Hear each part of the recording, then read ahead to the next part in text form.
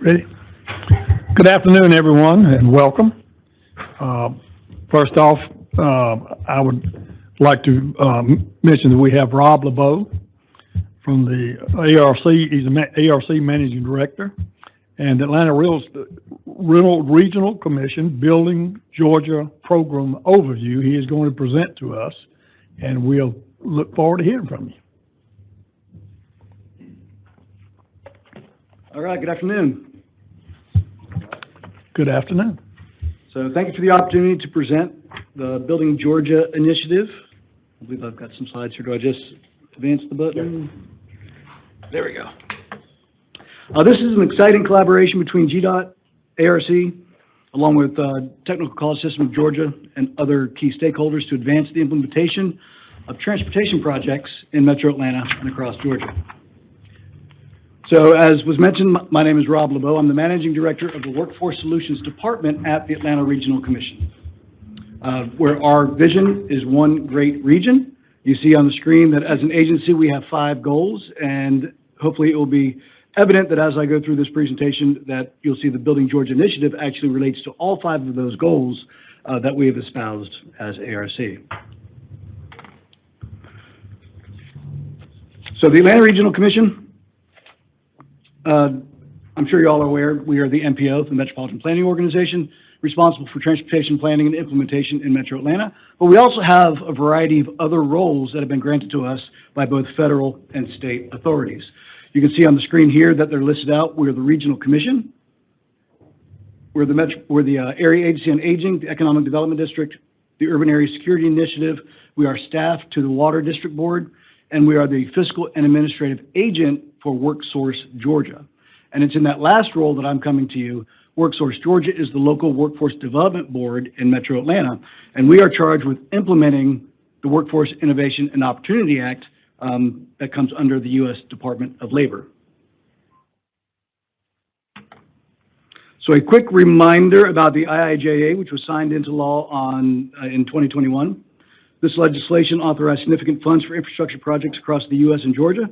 Now, while there are over 400 different programs related to infrastructure in the legislation, much of the funding is dedicated towards transportation, and that's what we are going to move forward with on Building Georgia. In addition to the funding in the legislation, the IIJA included several references to workforce development. Federal guidance from both the U.S. Department of Labor and the U.S. Department of Transportation support the collaboration of workforce and infrastructure. So specifically, there are references in IIJA to allowing the use of transportation funds for workforce development that supports infrastructure jobs. There's recommendations that investments from transportation programs be aligned with local workforce programs, and it encourages states and MPOs to identify which transportation programs should make investments in workforce development.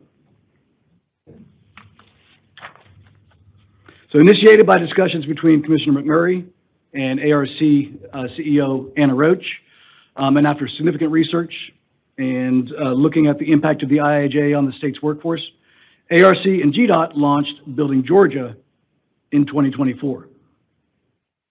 The intent of Building Georgia is to foster collaboration between government agencies, private sector, workforce training, to close the gap between current levels of employment in the infrastructure construction sector and what will be needed to successfully take advantage of funding coming out of IIJA. As you see under need, our analysis shows that we will have a gap of 136,000 infrastructure construction jobs across the state to build out all of these projects. So Building Georgia was established, and it was established with 4 primary objectives, which you see on the screen here. One is to train people to work in transportation infrastructure jobs. 2, doing branding, outreach, and matching employers to job seekers. 3, reframe and promote skilled trades at earlier years to engage middle and high school students. And 4, identify funding to support long-term and statewide efforts to implement workforce development and transportation projects.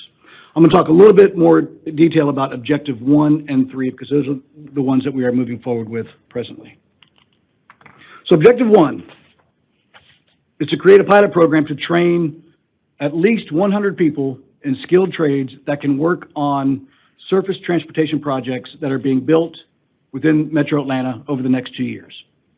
And we're doing that by coordinating with Atlanta Tech and Gwinnett Tech to create a curriculum that will meet the needs of local employers. So the employers will tell us what skills they are hiring for and what credentials they want. Those two colleges will design a curriculum, and then we will train 100 people to receive those skills. While they're in training, they will not only get credentials, but we also have put aside funds for supportive services. So it'll be full-time training. So while they're in training, they will receive a stipend that will help them pay for expenses like childcare, transportation, and so forth. The way we identify the projects is, of course, talking with GDOT representatives. We identified in red, those red lines are specific service transportation projects that are going to be constructed over the next couple of years, and then we engage with the employers who are building those projects to identify what their needs were.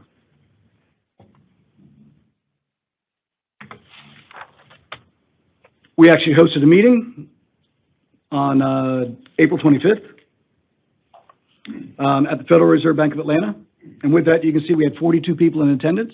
That included 9 different employers. So there were 8 highway contractors there, along with staff from GDOT, who were also hiring unrelated jobs. We also had agencies such as ARC, GDOT, Federal Highway, TCSG, the colleges, and the workforce boards, and some other related agencies. And we came together to discuss what specifically are the highway contractors hiring for, what jobs do they need, what are their pain points, what type of skills do they want the colleges to be training for. So that's Objective 1, and we're moving forward with it. We have some good progress. The first inaugural cohort for training should be launched in the fall, and then by December of 2026, we will have trained at least 100 people. This is a pilot program, and the idea would be after the successful implementation of the pilot, then we would look at expanding this to other jobs as well as further across the state. Now on Objective 3, we're going to promote skilled trades in schools, focusing on middle and high school students, their parents, school counselors, and teachers. Because one, we know you have to reach all 4 of those groups. The students might get interested in it, but if the parents aren't on board, it's going to be hard for them to get the support to move forward with the skilled trades. We know that there's currently a demand for skilled trades in the workforce. And there's a trend for this demand to grow because a lot of our skilled trades people are getting ready to retire. And we do not have a pipeline of skilled workers ready to take their place. So we already have that demand, and then with additional dollars coming in for infrastructure across the state, there's going to be an even more induced demand for skilled trades. And we cannot train enough adults to fill this gap. So the intent of Objective 3 is to work with middle and high school students to create a pipeline of skilled workers ready to enter the skilled trades once they finish high school. The initial work on this objective included assessing where were the skilled trade programs already exist in Metro Atlanta high schools. And you see on the map on the right, the purple diamonds are skilled trades CTAE programs in high schools, so career technical advisory and education in high schools. Those programs, those schools have CTA programs currently for skilled trades. And then you'll see there are 2 green circles. Those are 2 high schools that have heavy equipment simulators, which are sponsored by the Georgia Highway Contractors Association. So while we do have somewhat of a spread across the MPO area, there's still a lot of gaps, many high schools that are not yet engaged in skilled trades. So the intent of Objective 3 is to coordinate with other relevant programs and initiatives and seek to fill the gaps where needed. Our focus is to collaborate with existing programs, not to duplicate or to compete with those existing programs. And then let me, 2 more slides. I'll just touch on some of the milestones we've gone through to date over the past year. We've set the groundwork for this initiative, including discussions with multiple stakeholders, completing comprehensive research and data analysis, taking policy and programmatic steps to advance the 4 objectives as outlined. A few of the key milestones to date. So back in May of last year, we were able to do some amendments to the TIP that transferred $1.55 million of CMAQ funds for workforce purposes. So that was approved back in May of 2024. And then later that year in November, ARC contracted with GDOT to actually use these dollars for the Building Georgia initiative. We also have put together the Building Georgia Advisory Council. The first meeting was in November of last year. They're going to meet at least once a year and maybe more often. The Advisory Council is comprised of representatives from GDOT, ARC, Federal Highway, TCSG, Georgia Department of Education, and a few others. And they will provide the oversight for this program as we move forward with the implementation. The Building Georgia website is under development, and the intent is to have that launched in August or September of this year. And then we'll have another Building Georgia Advisory Council later in the fall. Some other future steps coming up. The inaugural training cohort will start in the fall. We're right now targeting October. And as I mentioned, we will train at least 100 people by December of 26. And then the high school outreach will begin in the spring of 2026. And finally, I'll wrap up by summarizing the time is right for a Building Georgia partnership. So even though there may be some ambiguity around future funding, the need for a pipeline of skilled workers to support infrastructure projects is clear.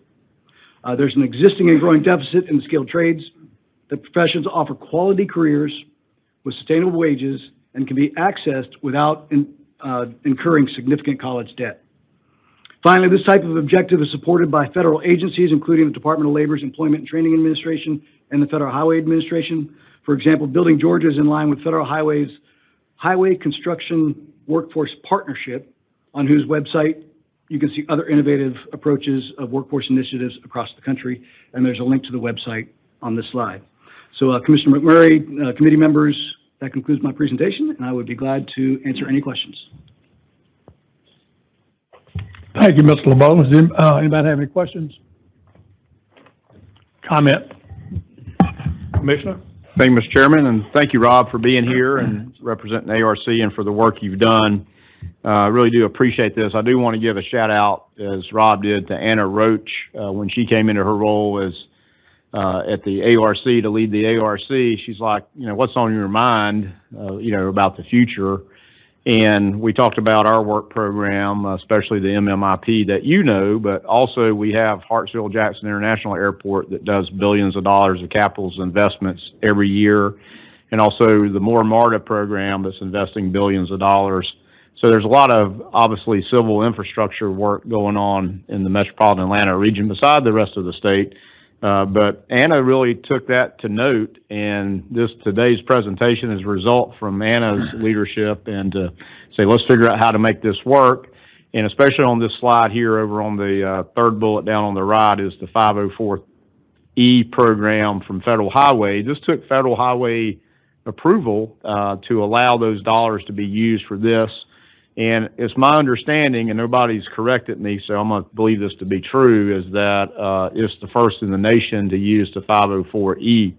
Now, there's somebody who may dispute that, but I don't know who that is. So we'll assume that this may be the first of those, that flexibility provided in IIJA to allow that to happen. And so the other part of that is there's been a lot of partnership, as Rob talked about. We certainly appreciate the Georgia Highway Contractors Association. You've seen their presentation on simulators. You've seen the workforce development they're doing in high schools.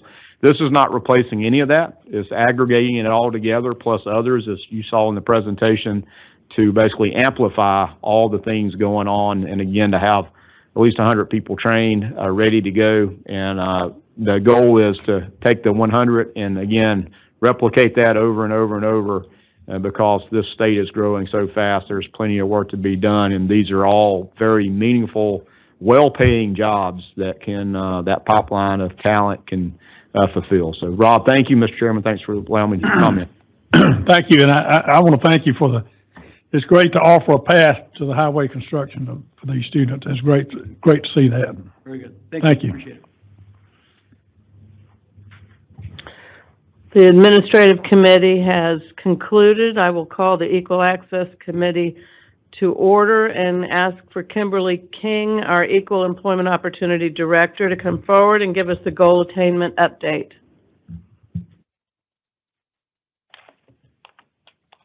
Good afternoon.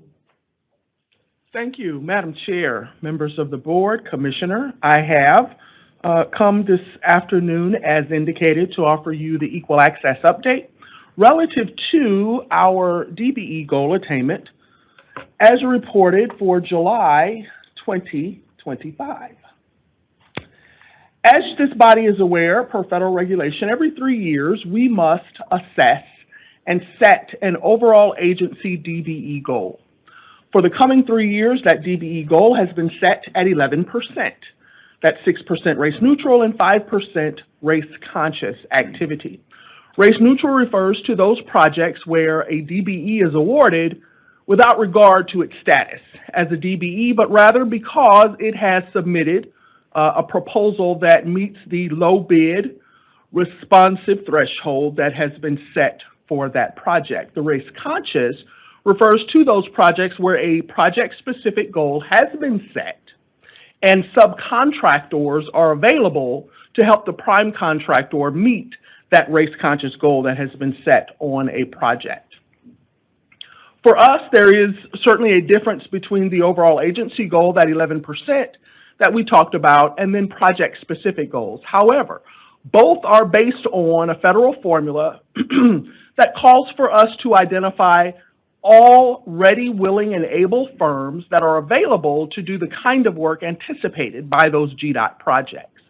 So all of those DBE firms in our overall agency goal are identified through work perhaps that has already been done at the agency, through our procurement documents, through our own DBE directory, through our registration that happens through our construction bidding administration unit, through our pre-qualification that happens through our engineering unit. All of that data is collected to identify all firms that are ready, willing, and able to do the kind of work anticipated by our federally funded projects. And then those project-specific goals are set based on just that individual project and the firms that are available to do that work.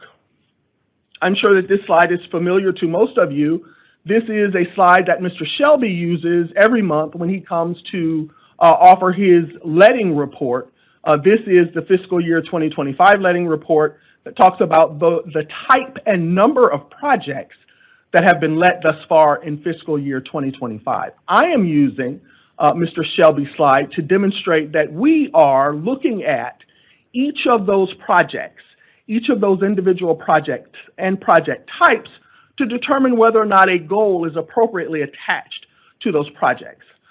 So my staff and I are looking at those 100 maintenance projects, those 64 safety projects, those 8 enhancement projects, the 20 road projects, and the 43 bridge projects to determine whether or not a goal should be attached on the federal funds that are being utilized, if in fact there are federal funds being utilized for those projects and subcontract opportunity exists.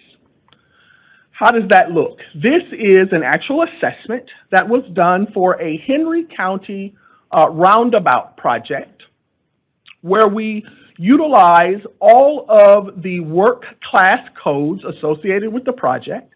So you have both a number that describes that project activity and then the actual word descriptor.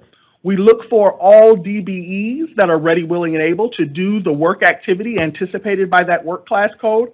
All the other firms that are ready, willing, and able to do that kind of work, the dollar value associated with each of those work class codes, and then we weigh how much of that work activity is going to happen on the project. So this is done for every one of those 235 projects that Mr. Shelby brings to you each month, if in fact they are federally funded and have subcontract opportunity available for which we can attach a goal. So this assessment was, again, done on a roundabout in Henry County, valued at about $4.3 million, and there was a 14% DBE goal attached. But what does that look like in real life? This is, sort of abstract. We're giving you all the work codes, we're giving you a description of those codes, but we're not telling you who those firms are. Who, for example, are those 11 firms in Henry County that do traffic control? Who are those 10 firms in Henry County that do erosion control? Well, we work with our supportive services team to identify those firms, to identify those DBEs, to identify the primes that may have pulled plans on those projects, to help us get that notice out so that we can get those subcontractors engaged on those projects. This is an actual roundabout project where we had a DBE goal of 13% attached to a project valued at $4.7 million. The prime contractor working on this project was CMES, CMES, and the DBE goal of 13% was met by utilizing DBE subcontractors in various work activities. Celebrity Fence, just as the name implies, provided fencing subcontract opportunity on the project valued at $37,259. Lanyap Development Company provided flat concrete work on this project valued at $410,065. Palmer and G&J Trucking both provided hauling assistance on this project valued at $66,973 and $56,175 respectively. And Highway Services Incorporated provided highway signage project activity for $70,491. And each of those work activities are the kind of activities, provided here in this assessment. It's not the same project, but I wanted you to see how we go from assessment to real life in terms of utilizing those DBEs as subcontractors. So that 13% goal on this project was equal to about $616,000. We exceeded the DBE goal on this project, and our final attainment was 13.51%, which was valued at about $640,000. These are the project types then that we are monitoring for that DBE activity and then reporting to the Federal Operating Administration, in this instance, the Federal Highway Administration, to say, this is how we are utilizing the federal funds that we are being provided to do the work that is anticipated by these projects, those projects that Mr. Shelby tells you about every month, for example. So the DBE goal attainment that we reported to the Federal Highway Administration for the reporting period from October 2024 to March of 2025 anticipates all of the prime and subcontract opportunity that was provided to DBEs during that period. We had $1.3 billion available in federal funding during that period to do the work, and the awarded contracts to DBE firms equaled $137 million. That award represents a 10.15% goal attainment. The important thing for us, though, is that the Commissioner makes clear that though it is the federal funds that we are required to report on, it is not just federal funding activity where DBE is a consideration for the Georgia Department of Transportation. We have DBE consideration as it relates to our state-funded capital construction, and we're awarded $68 million in DBE sub and prime contracts with those dollars. Our routine maintenance activity provided $4.2 million to DBE subcontractors, and our TIA activity provided $4.3 million to those DBE firms, for a total of $76.5 million awarded to DBEs in addition to those federally funded projects. So the $137 million awarded in federal funding and this additional $76.5 million in those other funds is equal to in excess of $200 million awarded to disadvantaged business enterprises thus far in fiscal year 2025. That is a result of very deliberate activity in identifying the goals on those projects here, notifying those prime contractors about the availability of the projects and DBEs that are available to do the work, as evidenced here. And that money then is real dollars in the pockets of those DBE firms, real dollars to pay those firms, individuals that are working as labor, that are working as professionals, that needs to buy equipment, that helps us to continue to be the #1 state to do business in for 11 years in a row. We believe that our subcontracting opportunities have something to do with that, and we're very proud of the work that we do. So that $200 million represents real money to those firms with whom we do business. That is, I believe, the extent of my presentation. I am certainly happy to answer any questions if there are any. If there aren't any, I will say thank you for your time and attention this afternoon. Thank you, Director King. Comments or questions? I don't see any. We appreciate it. This is not easy work, but it's important work, and we thank you for your diligence and your team for the work that they're doing. Thank you. That concludes the Equal Access Committee agenda, and we stand adjourned. I will call the Program Delivery Committee to order. We have the opportunity to hear two presentations this afternoon. The first presentation will be an update on the I-285, I-20 West and East, and be presented to us by Bo Quarles, Postlet P3 EL Assistant Administrator in the Division of P3, and Donald Stoll, P3 Project Manager. If you would be so kind as to go ahead. Absolutely. Thank you. Good afternoon, Madam Chair, Board, Commissioner. As mentioned, my name is Bo Quarles. I'm the P3 Postlet Assistant Administrator and the Project Manager over the East Interchange project.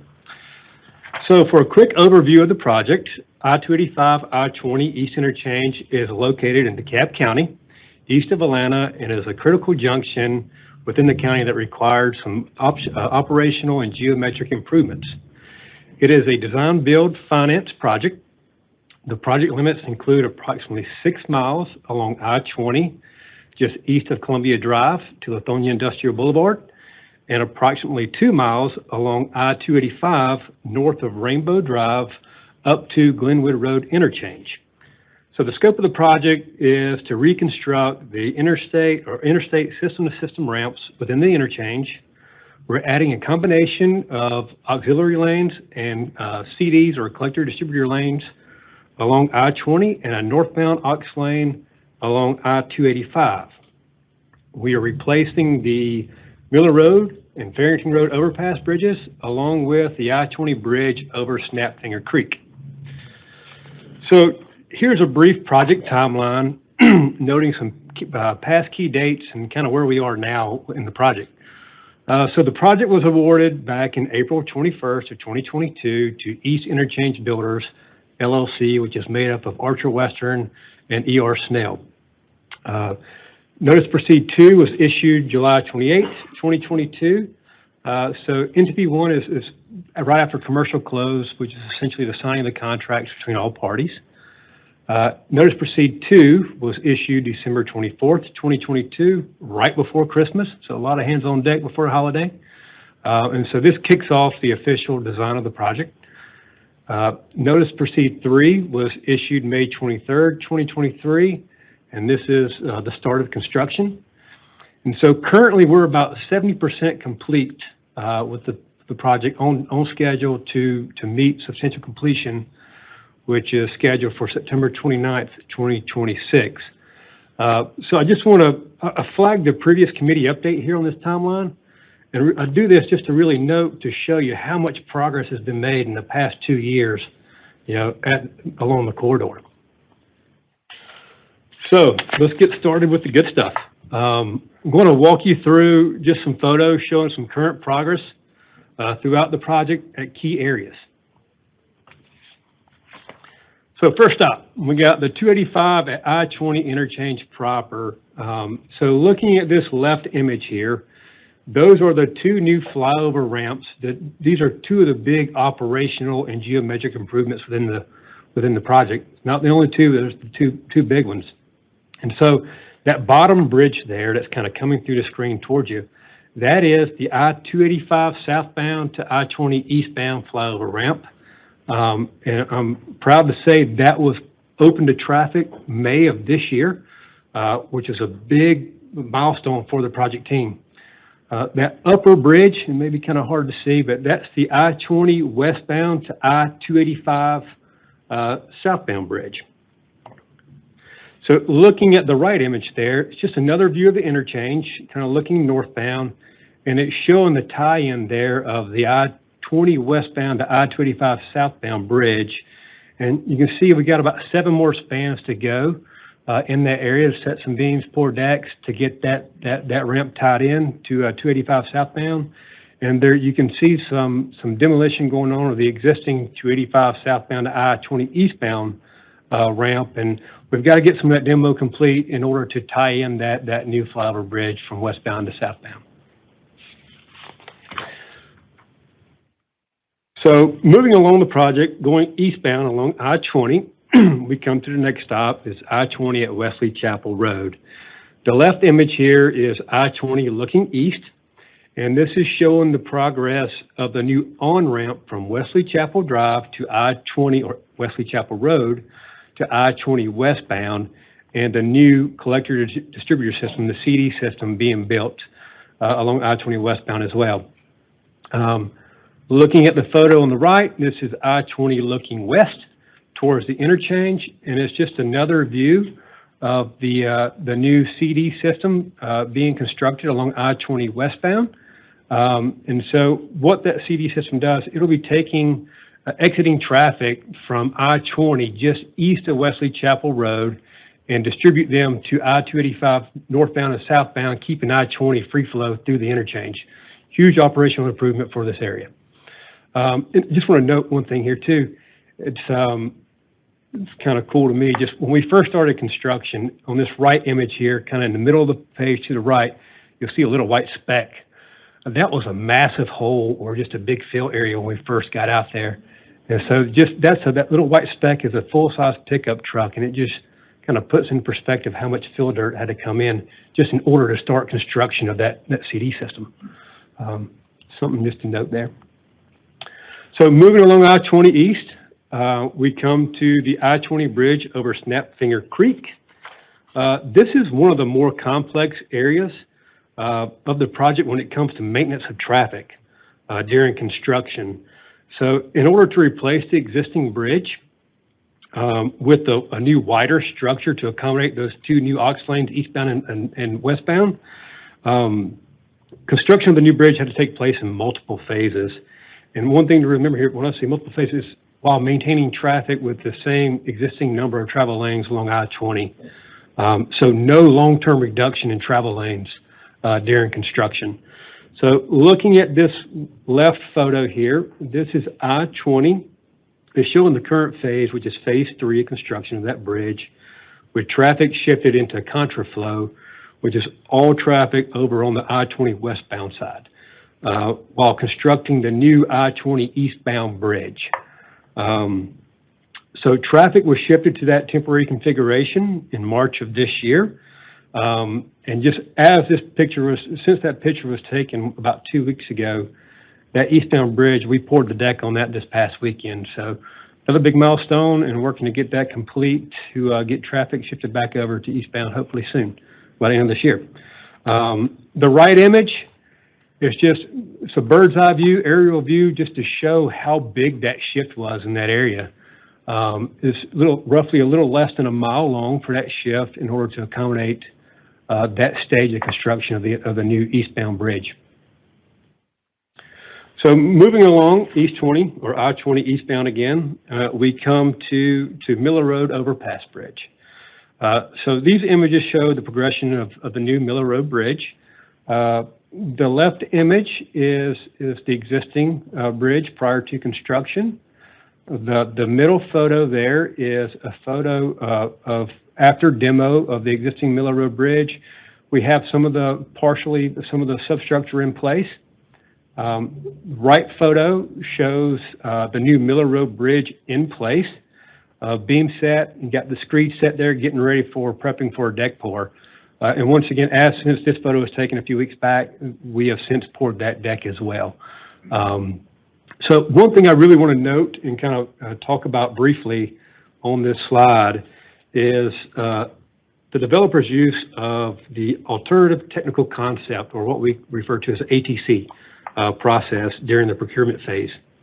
The ATC process is a procedure in which the developer can propose changes to GDOT base configuration, geometric and design, or not geometric, design and construction criteria. But with those changes, the one thing that they've got to be, shall be equal or better a solution than originally proposed in the base design. So this ATC process really encourages innovation during that procurement phase with our teams.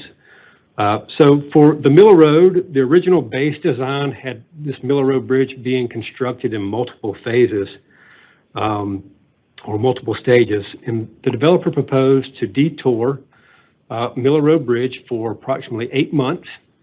And in return, this reduces dollar amount and also construction time for this bridge.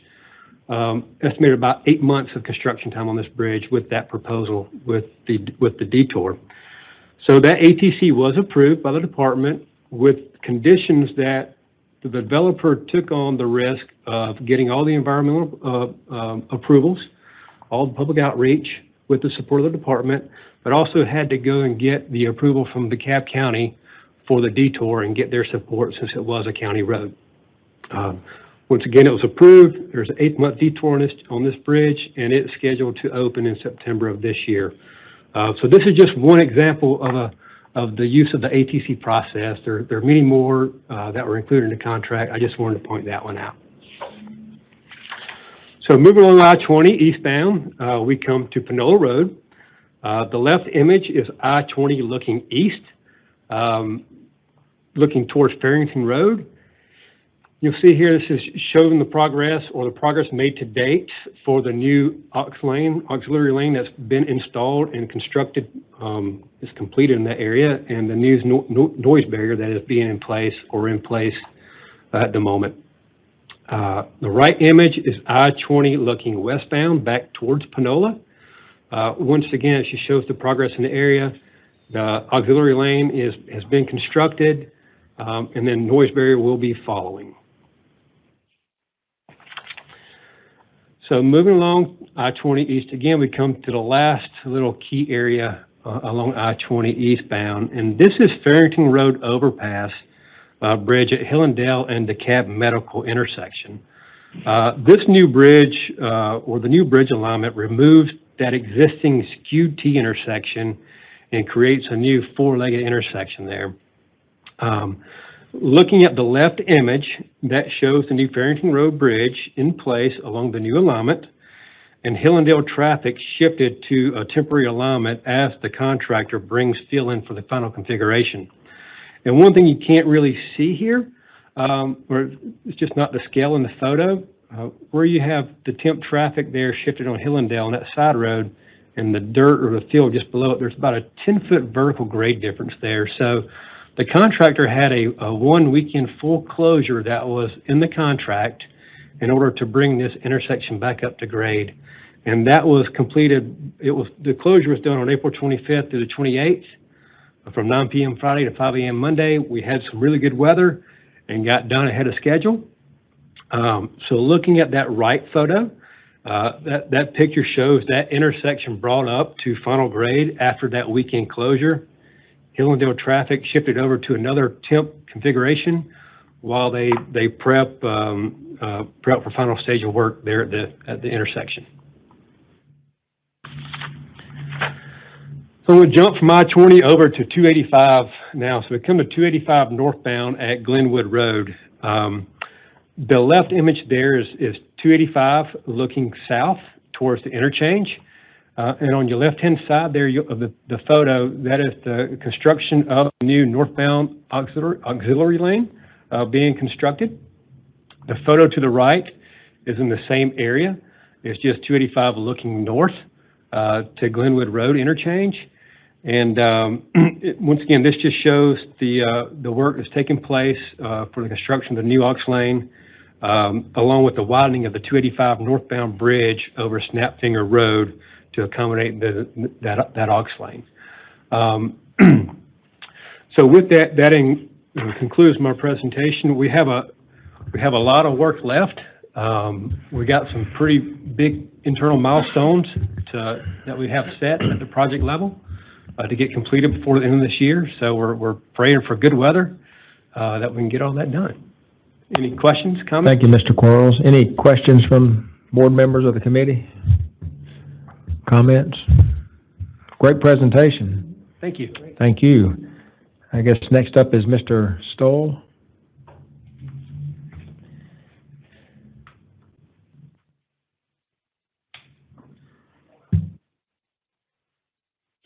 Good afternoon, board members. I'm Donald Stoll. I'm the project manager on I-285, I-20 West Interchange. So I'm going to give you a status update on that project. If I can, there we go. All right, the I-285 interchange is a heavily traveled interchange currently ranked as the 10th most congested interchange nationally by the American Transportation Research Institute.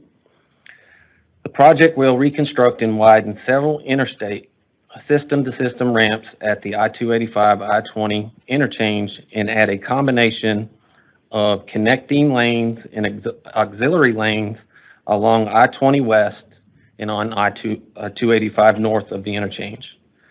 The I-285 West interchange project will improve the traffic flow within the I-285, I-20 West interchange along I-20 from Factory Souls Road to Hamilton E. Holmes Drive and on 285 from Martha Luther King Drive, Junior Drive to Donald Lee Hollowell Parkway. It will also enhance the safety and operation within the project limits. Construction updates. On the screen, you will see the project timeline. In August of 2024, the project was awarded to Legacy Infrastructure Contractors, basically C.W. Matthews. At the time, stated by the commissioner, the 1.4 billion DBF contract was the largest awarded project in GDOT history for all of 1 minute. Final design and field investigation began in the beginning of this year, as well as the start of traffic control activities. Currently, we are working on site preparation, clearing, and preparation for heavy construction to start later this month. ATCs. As Bo mentioned previously, for this project, Legacy Infrastructure submitted several ATCs with their proposals. The approved project design concept has been updated and resulting in the following improvements. I'll highlight a few of them. An optimized interchange layout by relocating and combining ramps, and relocating the I-285 southbound will be adjacent to the northbound lanes. The benefits of these changes, which I'll highlight a few, are a more compact interchange horizontally and vertically, with an estimated delay reduction of 20% and a vehicle speed increase of 10%. Current status. Currently, crews are conducting field investigations, traffic control activities, including surveying, geological testing, and utility coordination. They're also doing site preparation and clearing. We've installed variable message board signs. We've constructed some retention ponds, and heavy equipment has been mobilized to the project. What's next? On the schedule for the project is heavy construction is anticipated later this month. A public meeting was held for the NEPA reeval for the proposed detours of the developer submitted with their proposal and the completion of right-of-way acquisitions. Stakeholder coordination. Fairburn aesthetics, we are required to put aesthetics on the Fairburn Bridge. The department is committed to receiving community input. On April 17th of this year, the developer held an aesthetic meeting with local groups. The purpose is GDOT's commitment to actively engage with the traveling public and the community. On the screen is the final design for the Fairburn Bridge, which will incorporate the street name Fairburn Road on the exterior of the barrier wall. We will also incorporate the city logo, Collier Heights, on the bridge barrier wall piers. All the barrier wall will have an ashtar finish, and we will install a pedestrian decorative black chain link fence on top of the barrier wall. A public information meeting. On May 8th of this year, the project team held a public information meeting with the general public and local stakeholders. There was 110 in attendance, including State Senator Rashawn Kemp and Councilwoman Andrea Boone. The purpose of this meeting was to provide the public with an update on the project, including the changes to the design concept, current status, and what to expect in the coming months leading up to the start of heavy construction. This meeting also satisfied the one-year community meeting requirements that are listed in the environmental commitment. Construction outreach. With heavy construction starting this month, as part of reaching these key milestones, we are implementing a range of outreach activities designed to engage stakeholders and build awareness of the project. These include email marketing out to stakeholders and the general public. We've also implemented postcards to local residents and business owners. We have a press release that goes out weekly, and we're also doing social media. And with that, any questions? Thank you, Mr. Stoll. Any questions from committee members or board members? Oh, Mr. Gravely, by all means. Well, I will say thank you to both presenters. Every day I travel I-20 West, and so anytime that I have to leave my home, I have to meet that interchange. And if any of you have ever traveled that, you may as well have to start almost at Lee Road, getting over to the right-hand side if you want to access 285. So this is a much anticipated project. Thank you so much. It's exciting. It's a lot of talk on our side of the state.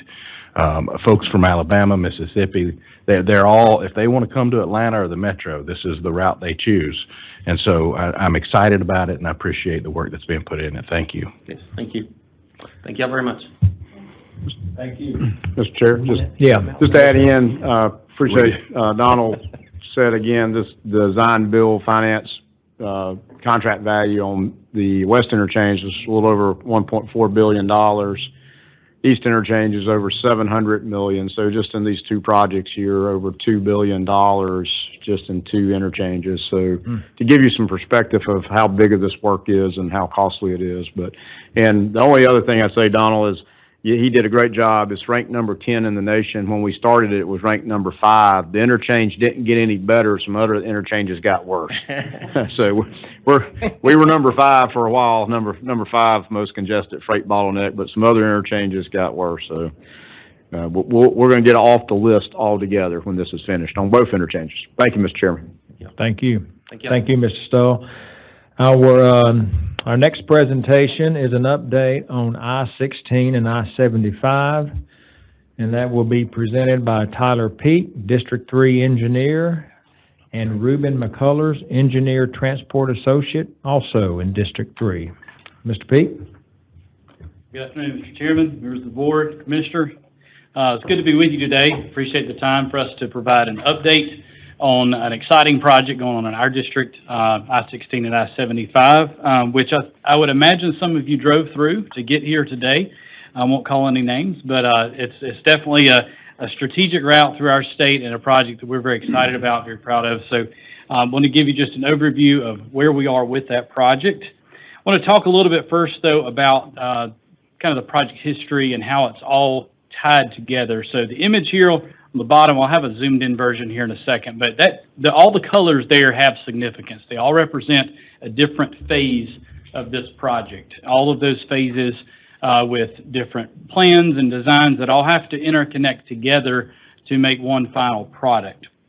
Once it's completed, the project will include widening of the interstate, widening of ramps, better access to interchanges. Also includes a collector distributor system. You heard Bo talk about that a while ago. That essentially allows for better operations through the area. So your traffic that wants to enter and exit at interchanges and your traffic that wants to go through an area don't have to mix together. It keeps those operations separate and allows for better traffic flow. And then also construction and reconstruction of bridges, as well as surface streets that are in that vicinity. When you think about the 1675 interchange, we often think of just the interchange itself, but there's actually 4 additional interchanges nearby and adjacent to that that are affected by the construction. So it's not just 1675, it's surrounding interchanges and the entire network there. This image here gives you a little bit closer of an overview of kind of how all of that ties in together. With the exception of the orange area there, all of those other colors represent phases that are either under construction or complete. The orange piece is not yet under construction. We'll get to that here in a few minutes. A little bit of an update kind of on some of the specifics of the project. It is the largest project we have in this part of the state, and arguably probably the largest we've ever had in this part of the state outside of the interstate system being built. It's over 9 miles of construction when you factor in the interstate work, all of the surface streets and interchanges that are also being improved. As I mentioned a while ago, it's multi-phase, so there's 7 total phases. 2 of those have been completed. 4 of those are under construction, with 2 of those 4 being about 95% complete. And then the final phase actually lets on Friday.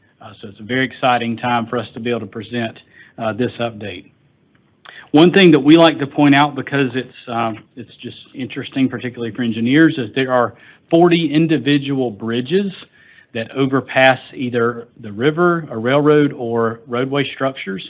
So that's a pretty significant feature when you think about one bridge and how many spans and columns and beams that represents, and that there's 40 individual bridges that are part of this project. And it represents well over $500 million in investment. That encompasses projects that have been completed, those under construction, and the projects still to be let.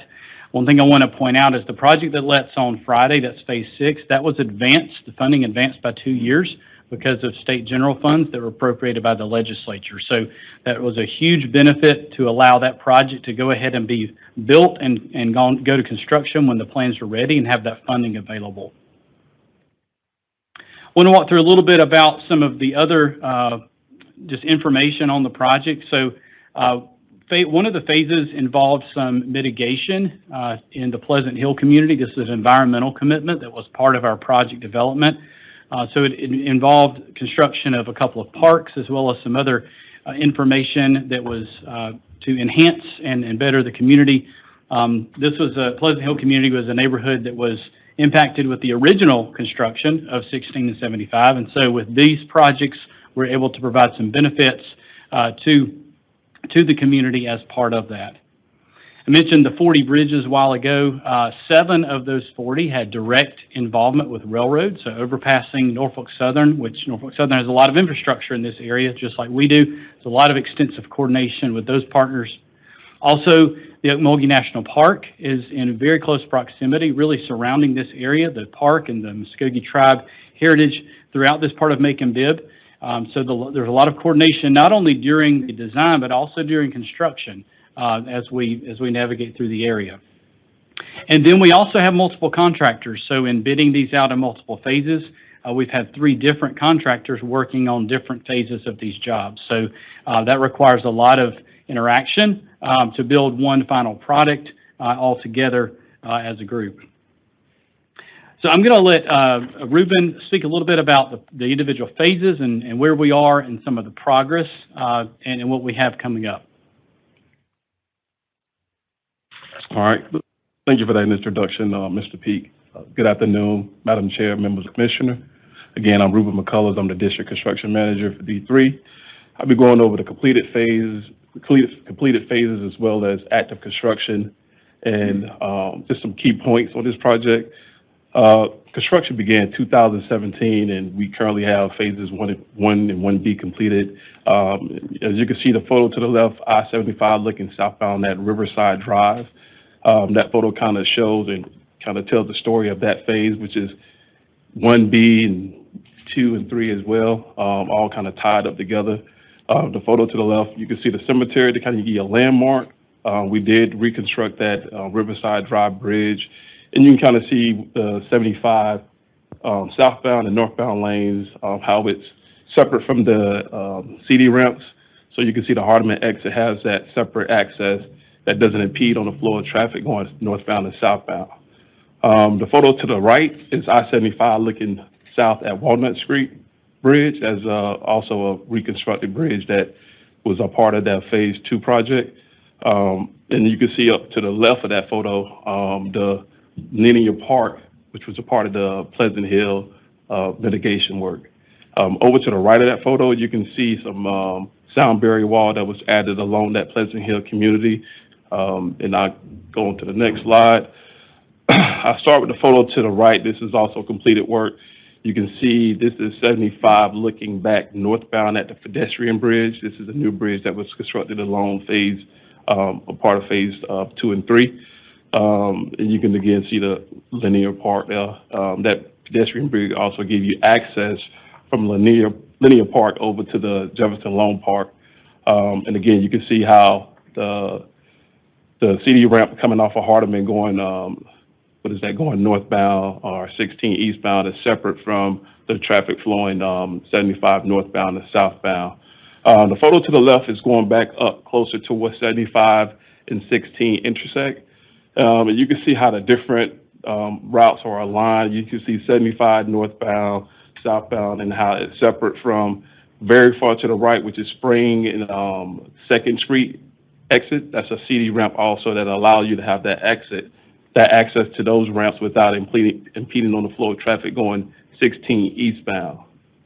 We'll get into more of the active construction. The photo to the left is I-16 looking west at the Ocmulgee River. You can see here in this photo, we have completed roughly 4 to 5 bridges. Some of those bridges were reconstructed. Some of them are new bridges. All of those bridges are 100% complete. We still have some work to do to tie in some of those access ramp to that CD system. The photo to the right kind of gives you an idea. That's I-16 looking eastbound, approaching Spring Street. And you can see in that photo, far to the right, once you access that CD, it is separate from the flow of traffic on 16. So that's going to reduce that weaving movement of vehicles and reduce some crashes along that corridor. So the next photo is 2nd Street facing downtown. This is a interesting ramp right here because prior to construction, if you're traveling 16 on eastbound, there was no access to 2nd Street. You had to go down to Martin Luther King and go back through Macon to kind of navigate your way back up to 2nd Street. But as you can see here, we're adding that access ramp to access that 2nd Street bridge. This bridge is about 75% complete. We got 4 spans left to be constructed, as well as some approach slab, and finish up that portion of that CD, and that ties into this next intersection, which is approximately a mile north of that intersection, which is Martin Luther King interchange. This is I-16 facing eastbound. You can also see a reconstructed bridge, Martin Luther King Bridge, north of that picture. This photo right here, you can see some ongoing construction, stage construction, doing some bridge work, some barrier wall, as well as some MSC wall going up under that bridge. Here we had this access to 16 westbound shut down to ship traffic over to do some stage construction for about 60 days. We just recently opened up that access to give you the access to 16 westbound from Coliseum or Martin Luther King Boulevard. All right, this photo is kind of wrapping up towards the end of the project, going at 16 eastbound, heading back towards Savannah. The bottom icon right there is kind of wrong. That's supposed to be I-16 westbound. But just to kind of give you an idea, this is one of the walls we're currently working on. We had to coordinate with the railroad. We had to take away that railroad slope in order to build those additional interstate lanes to support the additional flow of traffic. So right now we are about complete, about 15% complete with that construction. And just to give you some insight and some fact on everything that is going on in this project, it's a large project, multiple phases. We have completed about 28 of the 40 bridges that Tyler mentioned earlier. The other bridges are within 20 to 80% being complete. We have installed 43 MSE walls on the project, as well as 53,000 linear feet of barrier wall. And just to put in perspective, that is 175 football fields. Yes, it's a lot of work. A lot of work going on in this corridor, but I do appreciate you for your time, and I'll turn it back over to Tyler to kind of talk about upcoming shifts in Phase 6. All right, thank you, Ruben. So coming up, as far as shifts, traffic shifts, as you know, with a construction project like this, there's always a traffic shift that just got completed or is coming up, so certainly the case here as well. We will be shifting traffic actually by the end of the month. Both alignments involving 75 accessing 16 directly. So 75 southbound to 16 westbound, or eastbound, excuse me. So if you're coming from Atlanta, wanting to head to Savannah, be a new alignment there for better traffic flow. That will involve a closure of access for that particular movement to get off at Spring Street. So Spring Street exit will remain open, but if you're coming from Atlanta, for about a 6-month duration, you will not be able to get off at Spring Street. So if you're coming from the Valdosta area, you can still get off at Spring. Coming from Atlanta, about a 6-month duration, that access will be restricted, allowing us to do some construction necessary to open that back up. So that will be a temporary condition. Also, new alignment for 75 northbound to 16 eastbound. So those new alignments both being shifted by the end of this month. So we're excited to see, again, further development and progress along the project. And as we've mentioned a few times, we're excited to see Phase 6 that will be letting on Friday. This gives you some visual of where that area is. So as I mentioned earlier in the graphic, it's the orange area, but if you look at that aerial imagery underneath, it's essentially between the 16 interchange and the Pierce Avenue exit, if you're familiar with that area. So that section there will be Phase 6 and will be replaced, and we are looking forward to having that completed before the end of the decade. So that's an exciting milestone that we're shooting for. But this also, I like this picture a little bit better because it gives you a better idea of what's been built and what still remains to be done. You can see there, Phases 4 and 5, how they've built the new concrete, the new ramp area, and then what's beyond that, that's not complete yet, is where Phase 6 will tie in and then continue to Pierce Avenue. So really excited about that. I want to thank you for your time today and your support of our team in this project. Also want to just thank Ruben and his staff and his team. He's got a great team of inspectors, both in-house and consultant, that do an excellent job of managing this project and inspecting it, not only for good quality, but also doing a good job coordinating and communicating, which is very important on a project like this. So we thank you for your time today, and we're glad to take any questions you have. Thank you, Mr. Peak and Mr. McCullers. We appreciate that presentation and the good work that you are doing down there. Any questions from the committee? Mr. Snipes. Yes, sir. Living in Statesboro, I do get a lot of questions about completion dates. So, is it safe to say 2030? I mean, what kind of? I think it is, and it's important to note too that that's for Phase 6. So yeah. The other 4 phases under construction, the first 2 that are nearly complete, that's a fall of this year completion. There's 2 other phases under 2 of the other 4 are scheduled to be wrapped up by next fall. So at that point, a lot of what you see now is going to be completed, and then what you'll have remaining is that Phase 6. So a lot of that activity will shift from where it is now, kind of on the east side towards Savannah, and then it'll shift towards more of the Pierce Avenue area. So that area will still be under construction, but a lot of what people see now will be completed and open. Thank you. Yes, sir. Any other questions or comments, observations, suggestions for these 2? Hey, guys, thank you for that, and great work they're doing it, and as well as our other presenters also on the 285-20. Thank you all for that. Madam Chair and Commissioner, if I may, it might be helpful at some point in the future if we as a board could do like a drive-by or drive-through windshield tour of some of these projects and actually see firsthand some of this in progress. I think that'd give us all a much better understanding and perspective of what's going on. Pictures can only do so much. Any last words? Here none. We are adjourned. Thank you, Madam Chair. Come to order. We have a guest coming forward today, or not a guest, she is with us as our state signal operator engineer, Miss Victoria Coulter, and she is going to bring us information of an update of connected and automated vehicles update, as well as the ITS World Congress. Yes, thank you. Good afternoon. Now for something completely different. I'm very excited to have the opportunity here to give an update on the CAV program and, as you mentioned, the ITS World Congress coming up. A quick overview. I'm going to first touch on autonomous vehicles really briefly, then shift gears over to what we've historically called connected vehicles, what we're shifting sort of into V2X, that's the name of that, moving forward. So I'll give an overview of the technology, speak for a moment on Georgia's deployments and applications that we've done so far, speak on where we stand as far as national deployments go, and then a few minutes at the end, we'll cover that ITS World Congress event that's happening just up the road here in a few weeks. First off, autonomous vehicles. This is the only slide you'll see from me on autonomous vehicles. AV is often looped in together with connected vehicles, but if I'm being completely honest, GDOT doesn't do a lot to push forward the industry in autonomous vehicles. Georgia has a very open,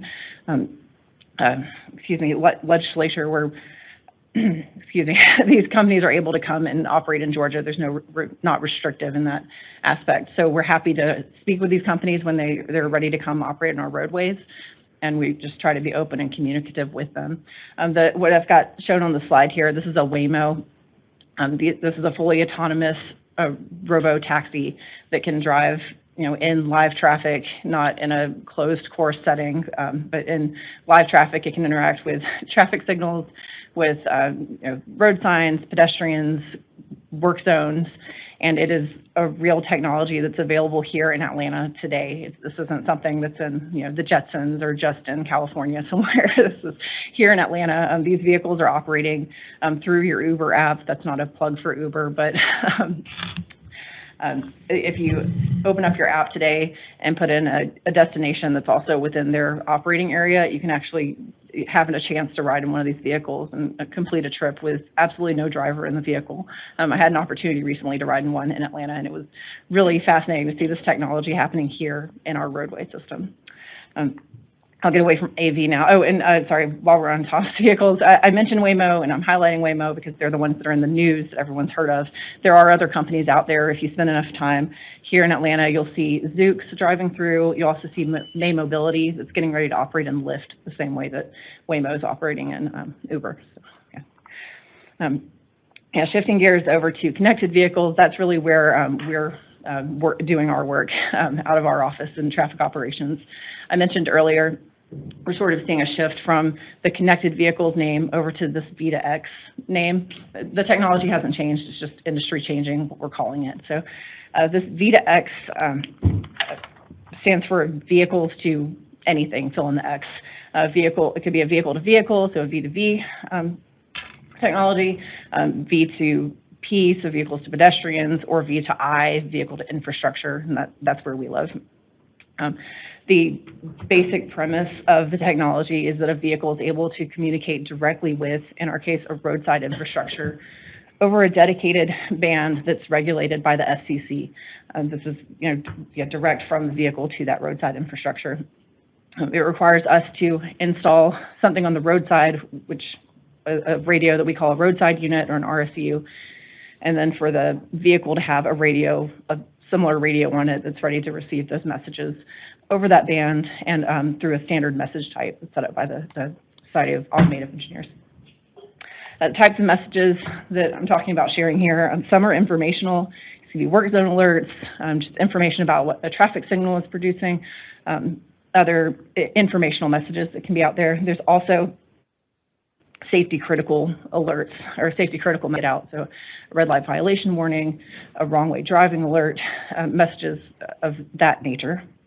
The state of the industry as we are right now, your typical vehicle that's out there, your commuter vehicle isn't going to have a radio on it that can communicate with the technology that we're putting out right now. It's not going to have one of these C-V2X radios in it. So we need to rely on aftermarket radios that can be installed in a vehicle. Those, again, are probably not going to be installed by your typical driver. I'm not going to go buy one and put one in my personal vehicle. But where we can start installing those radios is in fleet vehicles. So we've targeted most of our applications that we've got out right now towards these fleets, transit, emergency responders, our maintenance fleets, that sort of thing. Those are places where we can help guide the fleet owners on how to install and configure the radios to receive messages from us. And by directing our applications in that way, we're able to see operational benefits today and also lay the groundwork to be able to capitalize on safety critical benefits in the future once we do get to the point where the general fleet is outfitted with these radios sort of off the assembly line. So where are we today in Georgia, or where are we headed in Georgia? We put together a roadmap that's basically a 10-year plan on our deployments and where we aim to be as a state in the V2X world. We first published our first edition in 2023. And then we recently put out a second edition earlier this year. It's just built it out a little bit further, added a little more detail. In here, we target our 5 programmatic goals and then objectives to reach those goals. And some of our objectives, we're looking at deploying RSUs at every signal in every state maintained signal in the state. So everything on the state route system, which would be 6,500 of these radios out there at traffic signals. Also along the interstates, we're aiming to get RSUs along all of our interstates so that we can get full coverage of the state. As I said, this is a 10-year long outlook. It started in 23. We worked with planning and ended up programming $75 million over that 10-year period to go towards this effort. So far, as a state, we've deployed over 2,300 RSUs, so we're well on our way in that aspect. As I said, or maybe I didn't say, we're targeting signalized intersections primarily right now. I'll speak a little more to the why we're going after signals in just a moment. You can see the map here of where our deployments are. They're focused primarily in the metro Atlanta area. We started off with what were historically our RTOP routes, if you're familiar with our RTOP program out of traffic operations, expanded out and worked with ARC and several of the cities and counties to continue expanding out deployments here in the Atlanta area. We've also got a large deployment down in Savannah right now. These are some of our fleet partners that we work with. These are companies and agencies across the state that we've worked with on connected vehicle applications. So these are the people that are putting those radios on their vehicles. And then this list seems like growing every day, and we're always looking for more opportunities to expand out. So as we identify more partners, we're looking to expand out where we can target these applications a little more. So I said earlier I'd come back to signals, and signals is kind of where my background is, so I might stay here for just a minute. We've started our deployments at signalized intersections, and that's really where we're putting most of our focus. There's a few reasons for that. Historically, over the past 15 years, Georgia has put a significant, has made a significant investment in our traffic signal system, and we've made sure that we now have one of the most robust signal systems in the country. We've got the same signal software on almost all of the signals in the state, and it wasn't selected for this reason, but as an added bonus, the software that we have has a connected vehicles module that's easy to turn on, so we don't have to add an extra box in the cabinet to allow the radio to speak to the controller, which is just a nice benefit. We also have communications out to all of our signals, so we can either through fiber or through a cellular modem communicate out from central to any of our signals in the state. So we had this really strong foundation and backbone that we're able to add on top of. When we're doing deployments, we're pretty much hanging a radio, doing some configuration, and we're off to the races. And then outside of GDOT's environment, signals are a great place to start in general because they have power, which is needed for these radios to work. And they also have information that's worth broadcasting, so something that we can put out for consumption. Sorry.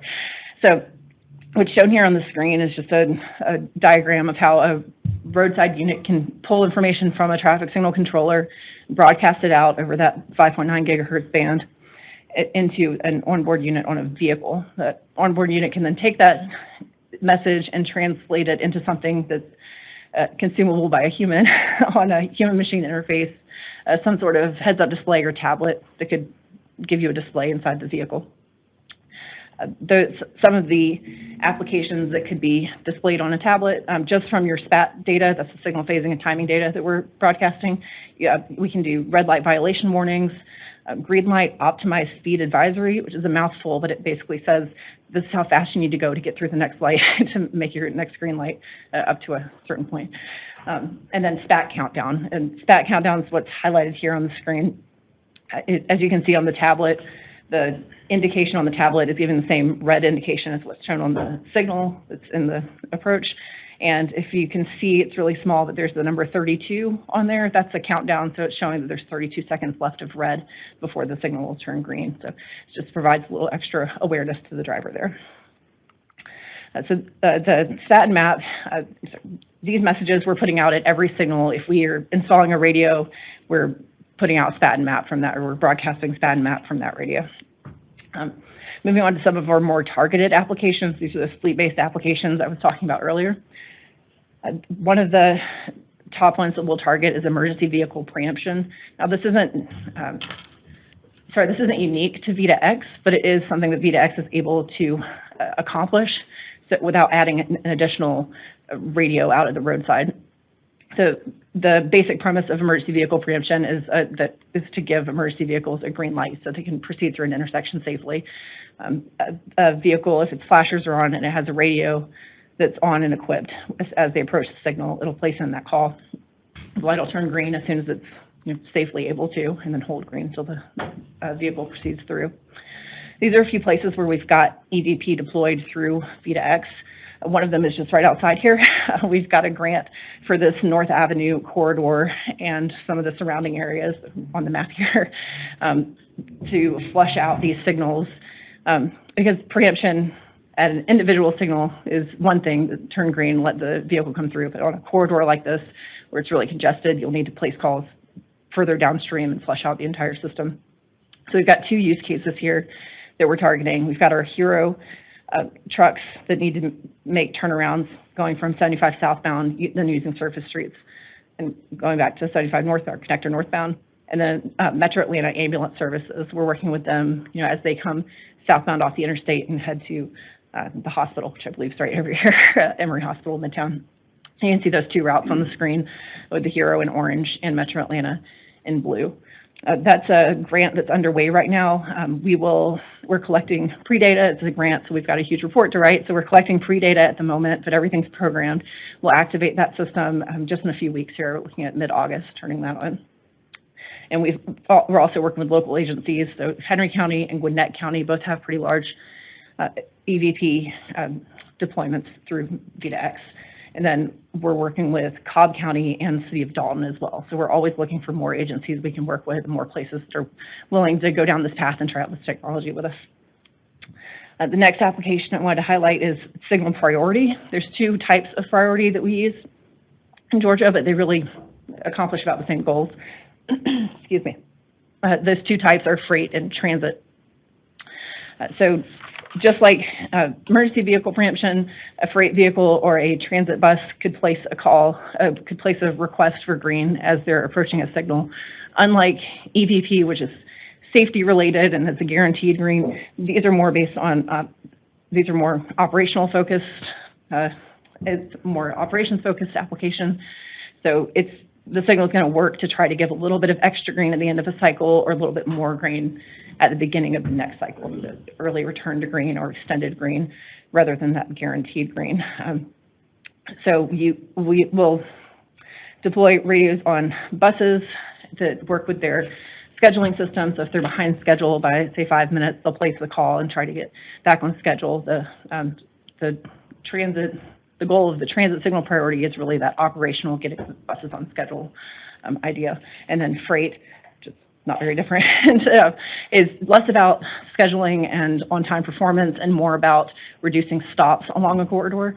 The less often these trucks are stopping on our roadways, that's less wear and tear on our pavements and less emissions that they're producing as they start and stop and restart again. So those are two places that we're targeting for signal priority. These are some examples of where we've got signal priority out deployed in the state right now. See on the left side of the screen, that is the City of Savannah Chatham Area Transit. We've got 3 routes that we've installed RSUs along the routes and radios on the buses to implement transit signal priority down there. Also in Savannah on the right, this is outside of the Port of Savannah, we did a pilot for frigate signal priority along Jimmy DeLoach, getting trucks from the port out to I-16. You know, that's a very congested freight corridor. So it's a place where we've got freight priority deployed. And then finally, at the top of the screen, that's back here in the metro area, we're working with MARTA on all of they've got several bus rapid transit projects underway.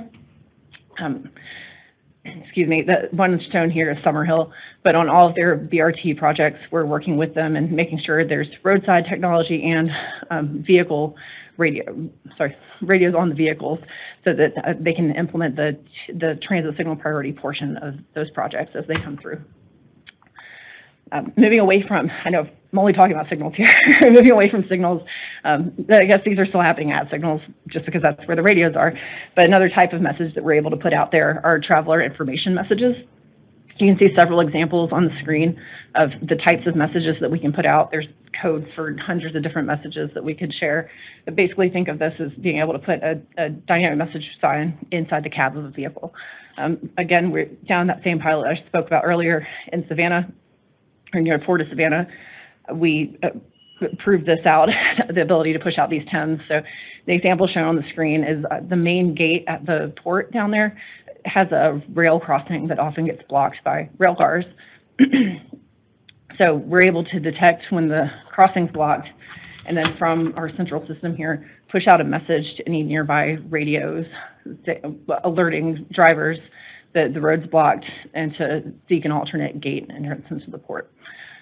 Those are shown coming out of signals here. That's just because that's where the radios are deployed right now. We could put those out of any kind of any radio deployment that we have. While we're down at the port, it's not on the slides. I apologize for this, but I did want to quickly highlight another project that we just kicked off that's sort of a little bit of a detour from our roadmap, no pun intended there. We just kicked off a 2-year pilot with a company called Cavnu. They will be installing sensors at 3 locations along 307, so around the same corridor that's shown here, near the Port of Savannah. The sensors are cameras, V2X radios, LiDAR, radar. If it senses something, it's going out there, where we'll be able to collect lane level insights into traffic conditions, incidents, and road hazards on the roadway. We'll be able to pull all of that into a connected data platform that GDOT will be able to have access to, and they'll also be able to share with other industry partners. That's, sorry, just a little side note there. That project just kicked off in May, and it's a 2-year pilot. They're out there right now doing site survey and working with the district on their encroachment permits. So we should see some movement there very quickly. All right, back to regularly scheduled programming. I know I said I was going to shift away from signals a little bit. This is a slide I borrowed from our ITS group. I'm sure you're all familiar with the broadband projects that are underway right now across the state. This is a series of 5 design build projects with the intent of installing fiber along our entire interstate system. 2 of those are already under construction. The 3rd procurement is currently underway, and the final 2 are scheduled for FY28, so coming pretty quickly. As I say, you're probably familiar with the project. What you may not be aware of is if you look at this through the right lens, this is a connected vehicles project. We're installing, as part of this, we're installing roadside units at every interchange along all of our interstates. So that's going to give us that full coverage that we need when we start moving away from our signal and fleet-based applications and move towards some more freeway-based applications. Those can be back to queue warnings, wrong way driving alerts, work zone safety alerts. We'll be able to put out pretty much any messages that we want to along our interstates there. All right, and then backing out a little further from Georgia, I just wanted to highlight that we're part of a national conversation on this topic. You know, we're not on an island here. This isn't some wild hair that Georgia's got. We say, okay, this is the new technology. We're going to latch onto this and run with it. This is a map of all the different states, cities, counties across the country that have deployed some sort of connected vehicles or V2X technologies, I guess, across the country. This is a pretty close-knit community because it's such a new technology, and we're working through, you know, roadblocks as we go. So we meet frequently with many of these agencies through peer exchanges, working groups. There's a cohort that meets monthly that has all of these plus more agencies there. And out of everyone that you see on the screen here, Georgia's got the largest deployment by way of number of radios. So all of these states are really looking to us for guidance. And so interesting position to be in. They look to us and they say, well, what's Georgia doing? If there's any sort of question, well, what does Georgia think? How did Georgia get, you know, executive leadership support on this? How did you get funding? How are you operating this many devices? So it's I don't know, a little heavy sometimes. Yeah, it feels like a lot of responsibility, but we're meeting frequently with these different states. We're all sharing successes, pain points, lessons learned, all of that good information. And as part of an example of one of those groups that gets together would be the pooled fund study. If you're not familiar with the concept of a pooled fund study, it's pretty straightforward. A bunch of states get together, pool some resources, you know, pool their funds, and collectively fund one or more research projects on a particular topic. Usually these studies last for a couple of years, close, write their final report, and then move on to the next thing. There's been a connected vehicle pooled fund study for the past 15 years that was led by Virginia. We get to the end of 5 years and we say, okay, we want to do more. Let's do it for another 5 years. They've done that twice. And then this time Virginia said, you know, we want to keep moving, but we want to take a step back, and they didn't want to lead the next iteration of it. So Georgia saw that as an opportunity. We stepped up and said, we'll be the lead state this time, because we believe there's still more research to be done in this field. And obviously we weren't alone. We've got 19 member agencies as part of the new Vehicle to Everything pooled fund study that's just getting started right now. This is GDOT's this is the first pooled fund study that we've led as an agency. We participate in dozens of them a year, but this is the first one that we've led. So it's been a really exciting chance to work with. You know, we're working with our research partner, Georgia Southern. They're going to be our research lead on this project, and working with our research group here, working with Virginia, FHWA, to make sure we've got all of our documentation in line, understand how the funding works. It's just a new endeavor for us. So it's been pretty exciting for the past few months trying to get that up and running. All right, and if y'all bear with me, I've got 2 more slides. I said I was going to speak on ITS America World Congress. So this is an event that's coming here to Atlanta, as I said, in just a few weeks. It'll be right down the road at the World Congress Center. You can see the dates on the screen. It's going to be August 24th through 28th. My understanding is the board's been invited, correct, to attend the conference. If you're able to make it, it should be a really exciting event. There's going to be hundreds of different companies, vendors, public agencies, you name it, from across the world here in Atlanta, all wanting to learn about the next great thing in ITS. You know, what's everyone doing? They want to share, they want to learn. And I've heard, like I said, hundreds of different companies. I've also upwards of 10,000 attendees should be there. So it's going to be a huge event that's happening right here in Atlanta. So if you're able to make it for at least part of it, it should be a really exciting event. There's going to be, you know, speakers, panels, demonstrations, a huge exhibit hall. Even if you want to just walk the exhibit hall and meet some folks, it should be a good opportunity. And while I've got the slide up, I wanted to speak on Tuesday of this event, so the 26th at 9 a.m. There is an emergency response and technology demonstration day. It's a mouthful. It starts at 9 o'clock that morning. Commissioner McMurray is going to be speaking at a media event that morning. I believe there's going to be other speakers there as well. And after the media event, they're going to continue forward with some demonstrations. There will be some driverless vehicles navigating some simulated work zones and incidents. And so they'll be interacting with emergency responders there for those demonstrations. It should be some really interesting things to see at that event. All right, last slide. Just wanted to highlight, GDOT will have a significant presence at the event. So it's happening here. It's right in our backyard. We're really excited for the event. We're having, when I counted through the program, at least 7 different speaking engagements during the event, but I might have missed a couple in there. We'll be hosting demonstrations. These aren't part of the official ITS America program, but we'll be, we'll have a sign-up sheet as we speak to people during the event, and we can take them out on this route that you can see on here, this orange route on the screen, where we'll highlight that signal priority that I was discussing. We'll have some pedestrian applications, some work zone applications, all of that you'll be able to see in our vehicle as we navigate around that area. And then the thing we're the most excited about is this Day 1 deployment district, which is what's highlighted in blue on the screen here.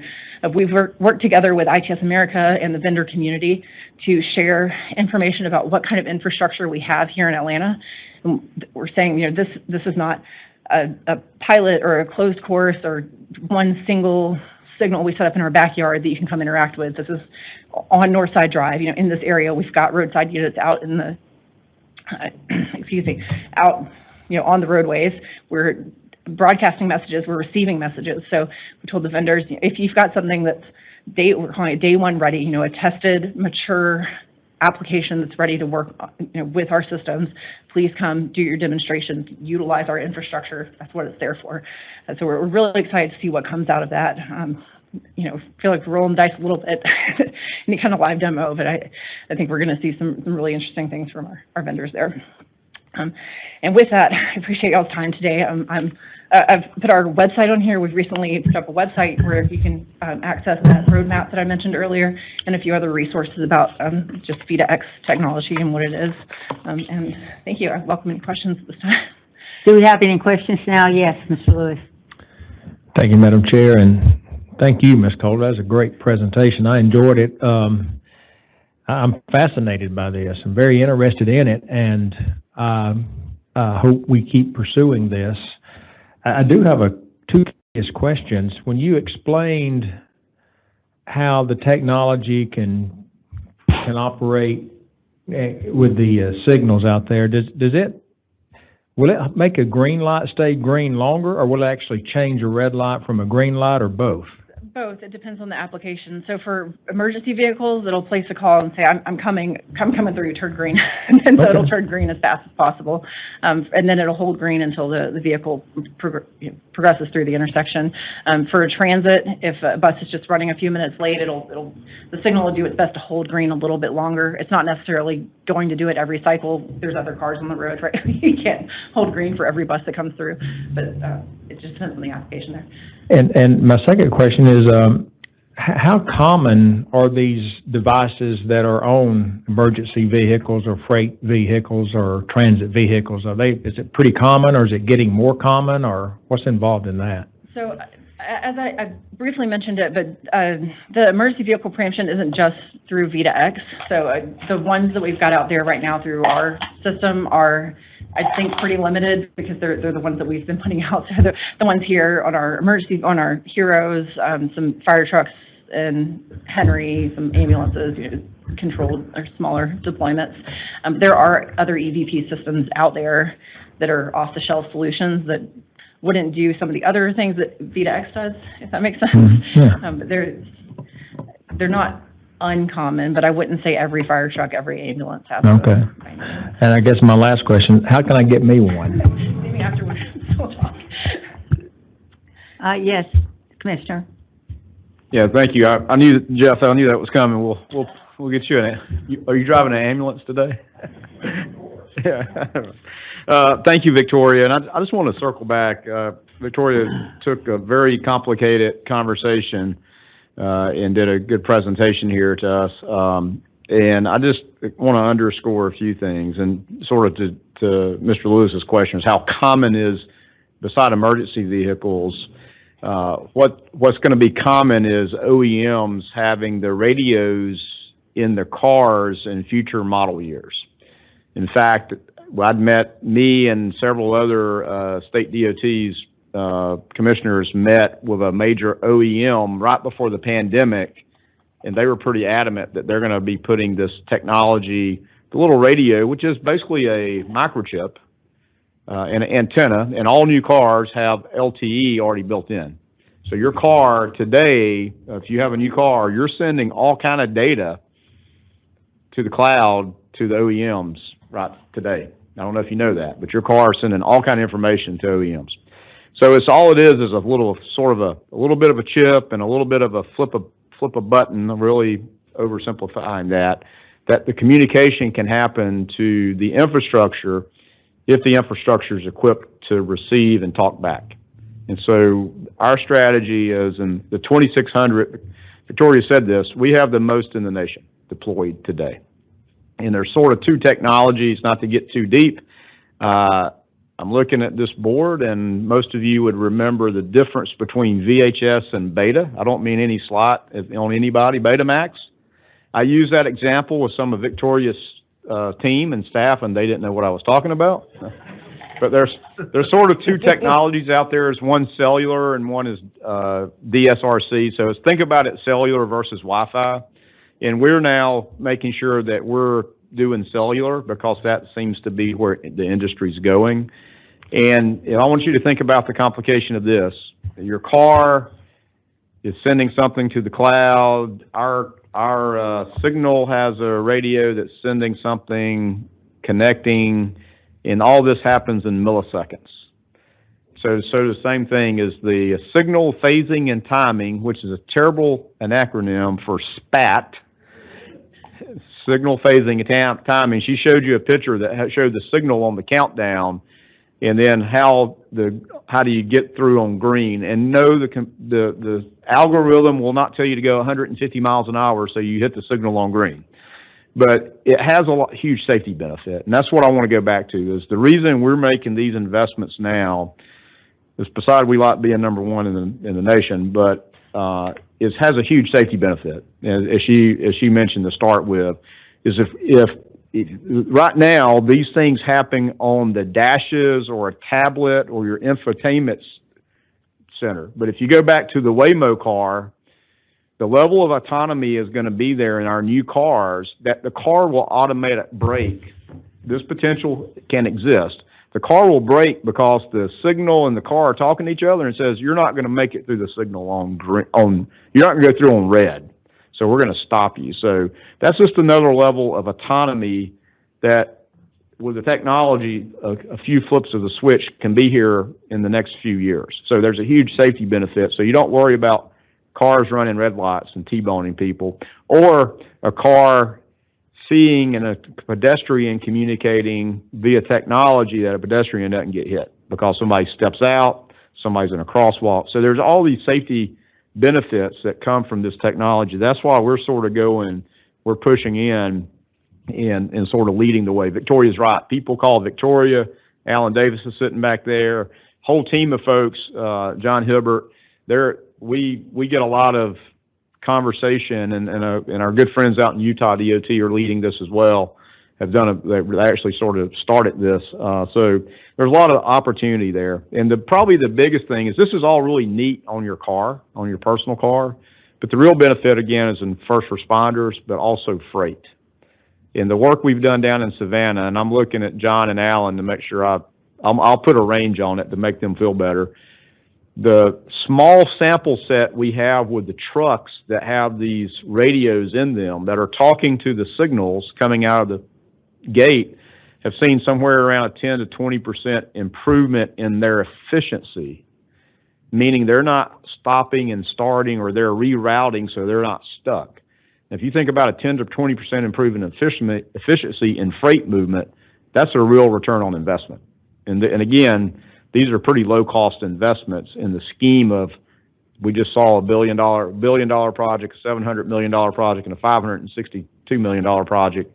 These are low cost, big return on investment. So I just wanted to hit a few of those things. And lastly, just know that one of these years, in the next few years, when you buy your next car, it's likely that this technology may be turned on and you'll have it available to you, and our infrastructure will be able to talk, and we'll be ahead of everybody else. So we'll ask people to come buy cars in Georgia and drive in Georgia. Lastly, the ITS World Congress is a really big event. And Kristen, we'll get you some details, and would love for you to attend the Monday, if that's the plenary event, the kickoff session, and the expo is like none other. You're going to see technology from around the world. That is the future of transportation. That's here today. I mean, it's amazing. And so, a huge expo floor. It is very neat just to see that, walk around and see this. This is only held in the U.S. about every other year or third year or so, I guess every third year or so. And there's counterparts in Europe. ITS America hosts this. There's counterparts in Europe, Asia, and Australia. And so it's really literally countries from around the world. I know John Hibbert, we've got an Australian delegation coming in to come over to our TMC that many of you been to.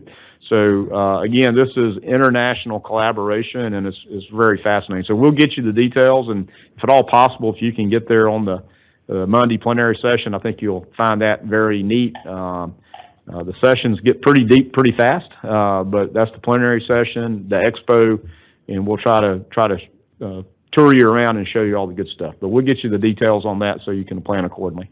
So thank you, Madam Chair. Yes, sir. Micah? Thank you. Thank you so much. I really enjoyed it. I work in this sector, and I was actually thinking to continue on what the commissioner was saying. Representative Todd Jones is the House Committee Chairman on Science and Technology, and I don't know if we could probably work. And I know he would love to do this. He's a very big advocate of autonomous vehicles, and maybe an invitation could be sent over to the House Committee on that. I know they would love to show up. But also with Dalton, with the emergency management, I'd like to speak to you maybe after the meeting. I've had several meetings with the city of Dalton on that specific issue, and they've reached out again this past week. So I'd love to kind of talk and see where we are there. And I know that they're very interested in moving forward. Yes, absolutely. Thank you. Emily?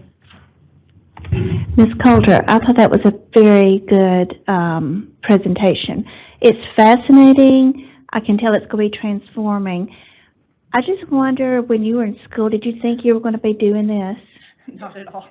It just blows my mind. But clearly, I'm very happy you're passionate about it and so into it. I imagine you talk about this day and night, because I would.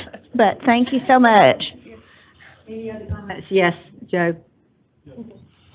Thank you very much, Ms. Coulter, and not only for the presentation, but all the work you do on this. It's a fascinating topic, and the way the future.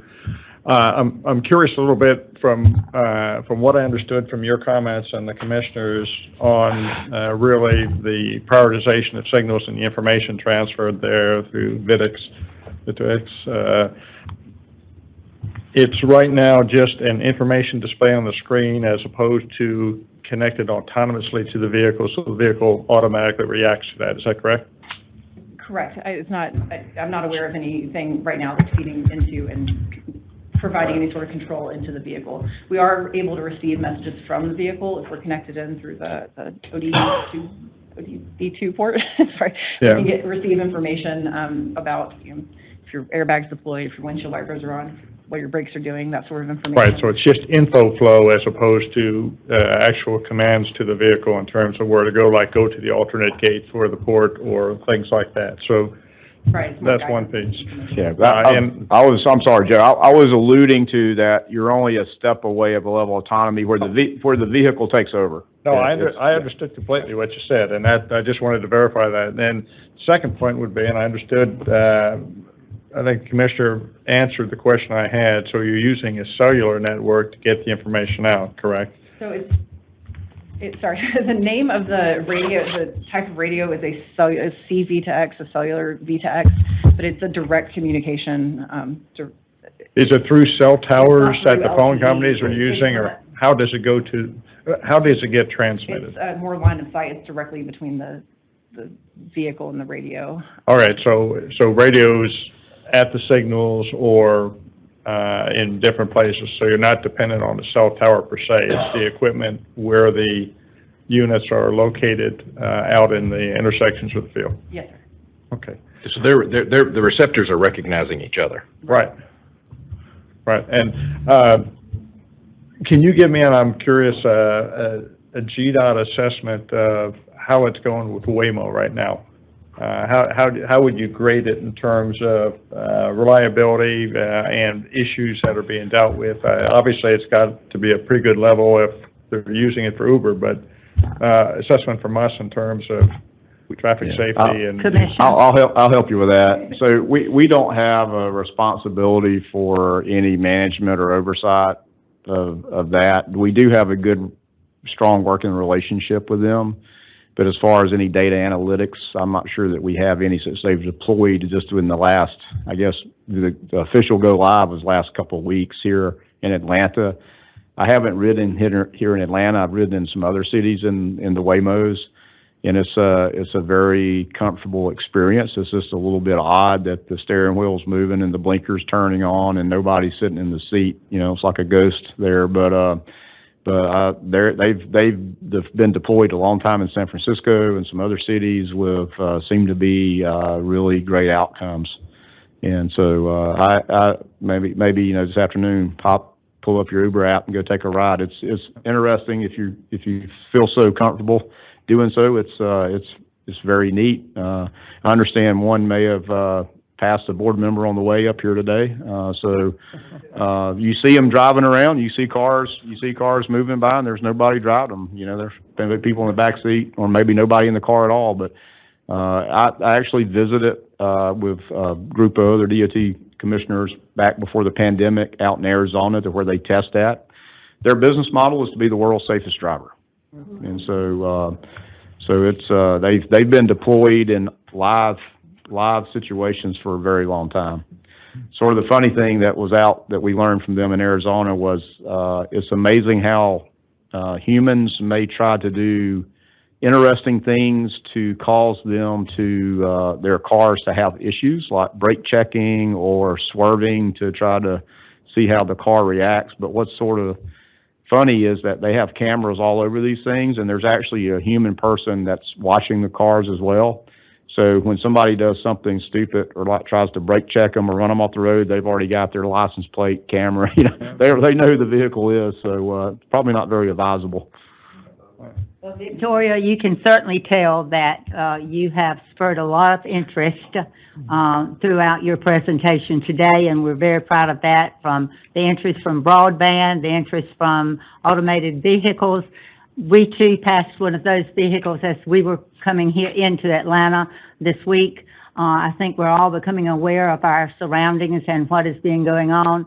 Certainly, we're all interested in the freight lines and what is being done in that to activate so that that freight is moving, and to have alternative routes and a way to help those drivers participate into that. As we have continued to go forward, I'm sure many of us will have many more questions to you, and we hope to have you back. But I'm sure Victoria will be available to any of us that wish to just give her a call, and she can give us update, whether it be about the emergency vehicles or other aspects. And I want to thank you so very much for a fantastic report. Absolutely, thank you. As we go forward, we have Mr. Eric Duff, who is our GDOT State Environmental Administrator, and he is coming forward. As he approaches, he is going to give us some information about the tribe coordination with Okmulgee land donation that GDOT has been involved in. And I also want to say that with us today, we have Seth Clark. And Seth, we're honored to have him here because he is our Executive Director of the Okmulgee National Park and Preserve Initiative, which I too am very interested in it. So welcome, Eric and Seth. So welcome, everybody.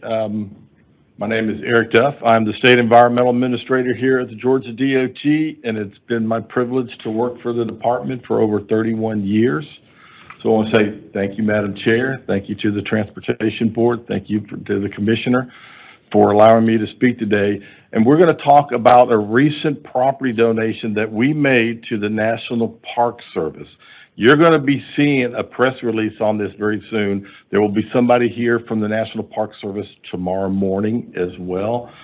But we thought it was a good idea to get in front of you to really give you the history of the parcel that we donated, as well as give you the context for the donation itself. You know, why is GDOT donating property to the National Park Service?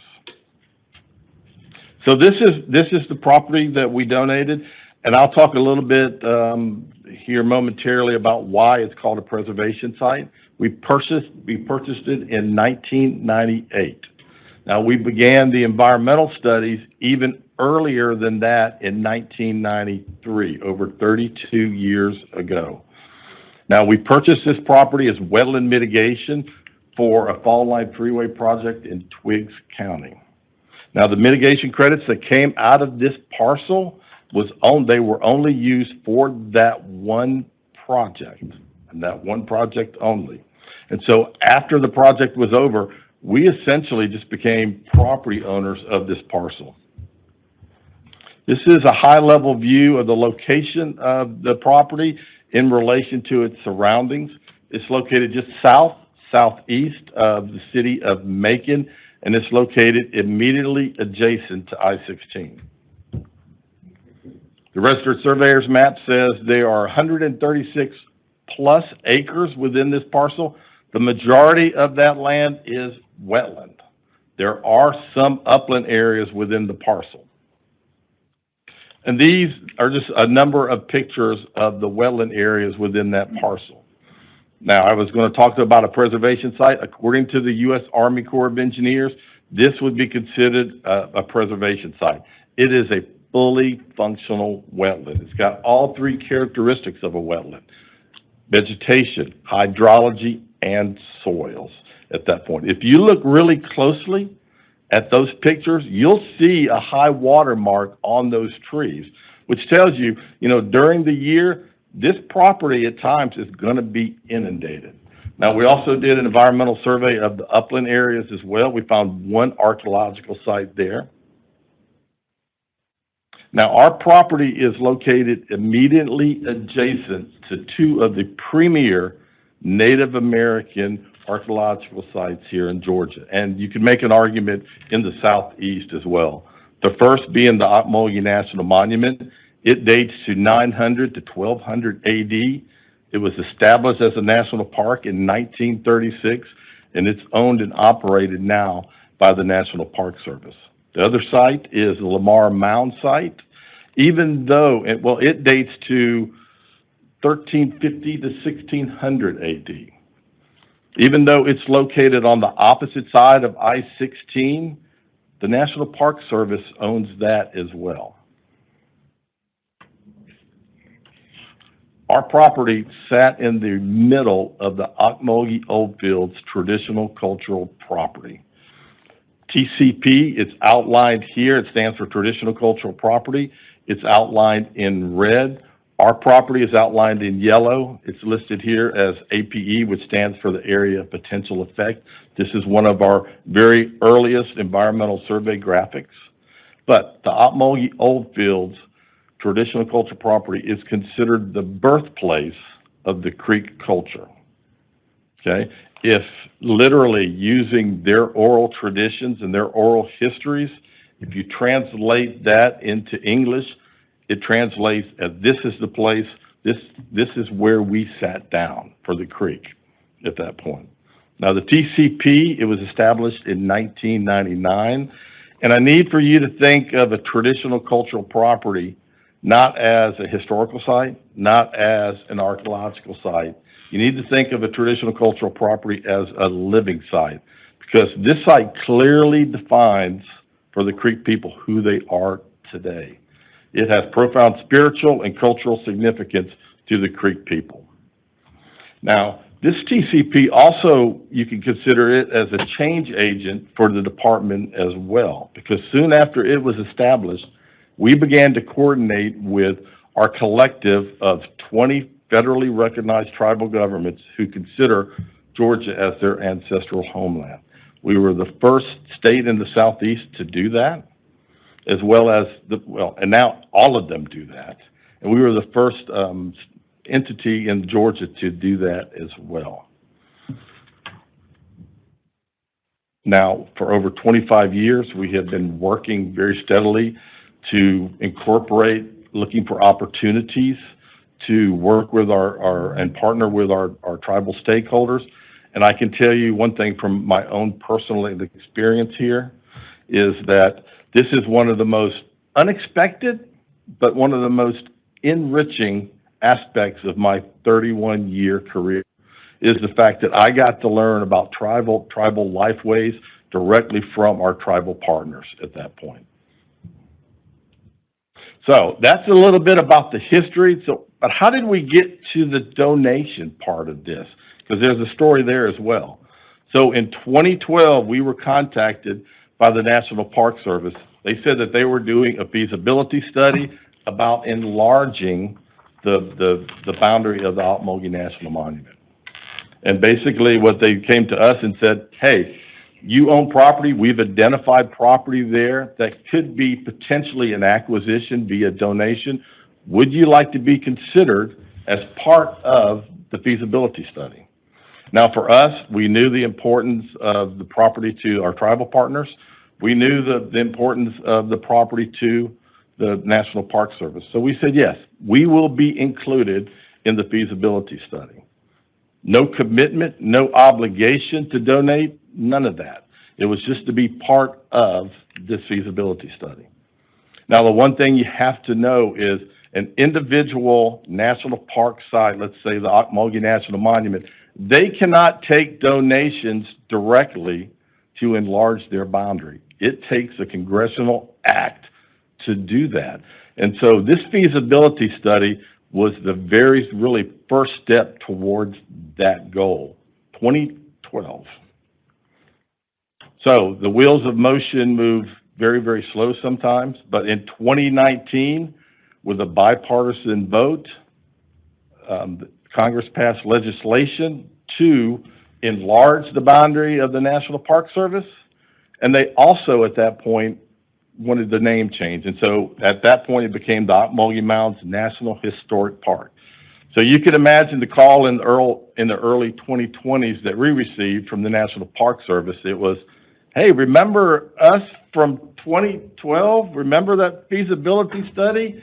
You were part of that. You said that you would consider donating the property. We're here now to say, will you donate the property? And so in 2023, we sent our letter of intent to the National Park Service to say exactly that. We will donate the property to you.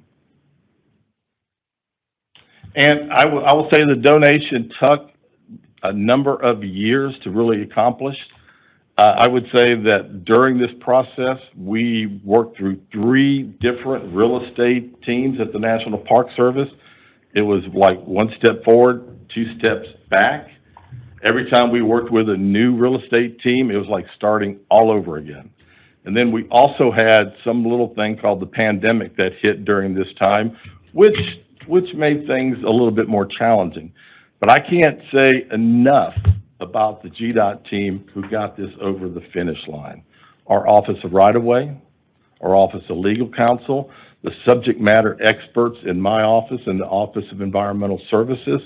I have to recognize Lisa Westbury. I think Lisa is here, if you put your hand up. Lisa Westbury was invaluable through this entire process. She was there at the very beginning, really, of the property itself at that point. But we got it over the finish line, and on April 1st, that's April Fool's Day, it was officially recorded in the Georgia Land Records at that point. This donation is truly just part of the environmental stewardship DNA of the department. It's a continuation of the work that we do every day to improve the relationships with our tribal partners, with the National Park Service, you name it, with any stakeholder. You know, it's just what we do. Those small things that, you know, you think are small, that are kind of unseen, but they really, really make a difference in the long run. You know, the picture up at the very top there is the Toplaco tribal town members coming to give the commissioner a certificate of appreciation for the work that we have done with them over many, many years. The bottom picture is at least a number of our tribal representatives who came and participated in the Leak Mound site multi-use trail opening at that point. Partnerships mean everything. Relationships mean everything to us. So with that, that gives you the history of the donation. It also, the history of the property gives you the history, the context of the donation itself. So then it's my honor now to introduce Seth Clark. He's the Executive Director of the Ocmulgee National Park and Preserve Initiative. He's going to talk a little bit about, you know, what this donation means to our tribal partners, as well as how this donation complements some of the work that he's doing. So, Seth? You're welcome. Madam Chair, Commissioner, board members, thank you all for having me today. I'm Seth Clark. I'm the Executive Director of the Ocmulgee National Park and Preserve Initiative and the Mayor Pro Tempore of Macon. And I have the distinct honor of being the director of the only project in Middle Georgia that's lasted longer than Tyler and Reuben's project, and also just that is of severe, deep importance to the region. And I wanted to speak with y'all today about that with the main message of thank you. This project means a whole lot to the Middle Georgia economy and to the cultural and environmental stewardship of the region, and the vision that this board and your staff have had in partnering with Middle Georgians towards that end goal is unique. And so thank you very much. And one of our biggest partners, if not our biggest partner of our organization, is the Muskogee Creek Nation. The Muskogee Creek Nation is the 4th largest federally recognized tribe in the country. They have over 100,000 citizens. Their reservation is in northeast Oklahoma. And as Eric said, the birthplace of their civilization, where they believe that their God created fire and life, is the Ocmulgee Oldfields, of which contains the site that you guys so graciously donated to the National Park Service. I want to take a minute so you guys to hear from tribal citizens. So we have a video that we put together with our partners that includes the current Principal Chief, David Hill, and the previous Principal Chief, James Floyd, talking about the importance of this site.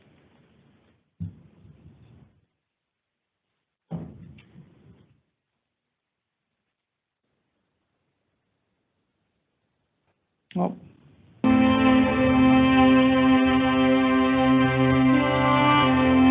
it's always a joy to come back here to Ocmulgee. It's coming back home, you know. You get a different feeling. It's kind of hard to explain. Kind of makes you emotional sometimes.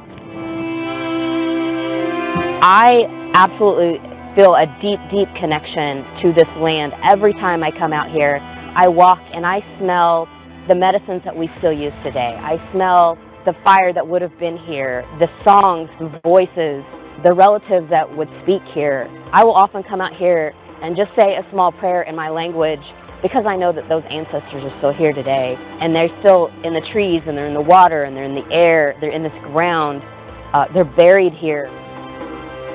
Sometimes we spend so much time around a piece of property or in a forest or something like that we kind of forget how unique and special it is. And the lands around the Ocmulgee are really very special. There's a mosaic of just really important habitats that have species that are really found no place else. And we have a close association with the animals and the environment and the water and the river, and our history of being on this river and the commerce that we had several hundred years ago in this area. You know, those things are still intact. Land protection goes a lot further than people realize as far as the residual impacts and creating these recreational opportunities, having clean water, having folks get outside more, be engaged more, and bringing more people together. I think it brings the community together to have something that we can all rally behind and make sure we protect. The quality of life that comes with that is real. This partnership allows this community and the Muskogee Creek community to work together and to conserve lands that are deeply important to both of us. And that act of reconciliation for both of us is deeply important to this project. So this site, as you can tell from the emotion from Principal Chief David Hill, means a whole lot to the Muskogee Creek Nation. And the reason for it, like I said, is this is the birthplace of their of their existence, particularly of the tribal towns that made up the confederacy known as the Lower Creek Confederacy. And the Lower Creek Confederacy occupied this land for about 17,000 years. So Macon, just to give you a little context, we were founded 200 years ago last year. So we're a mere drop in the bucket of the continuous human habitation of the Ocmulgee Old Fields. The human history of the ancestors of the Muskogee Creek Nation roughly ended in the Ocmulgee Basin in the mid-1700s. And that's why I included this map. Indian Removal Act passed in the 1830s, but was really a long process from the 1700s to the mid-1800s where indigenous tribal towns were moved from watershed to watershed. And that's an important aspect because essentially the Muskogean people were moved all the way over to the Chattahoochee River Basin, and then when the federal and state governments, ultimately decided to forcibly remove the indigenous tribes to Oklahoma, they were removed from that area. But so indigenous habitation of the Ocmulgee Old Fields ended in the 1700s, but it didn't legally end there because of the importance of this site. This is a map it's going to be really, really, really hard to see, but if you look right in the middle of the state, everybody knows where Macon is in the middle of the state, you see a little purple dot. That little purple dot represents the last land cession that the Muskogee Creek Nation made to the federal government, to the state of Georgia. That was in 1821 with something called the Treaty of Washington, or Treaty of Indian Springs, excuse me. It was ultimately ratified in the Treaty of Washington in 1826. This treaty was ratified by a man that folklore calls a chief. He was not. He was a member of the tribal council of the Muskogee Creek Nation, by William McIntosh. And he did so without the consent of the tribal council and of the chief of the Muskogee Creek Nation. He was Governor Troop's first cousin. And when he signed that treaty without consent, it ultimately led to his assassination because this land was never supposed to be ceded to the federal government, and it also legally began the foundation, or is legally thought of as the foundation of what we now call the Trail of Tears. So that not only is it just impactful in their and to the Muskogee Creek Nation as their founding birthplace, but it is also the legal foundation of what would be their diaspora and forced removal from the American South.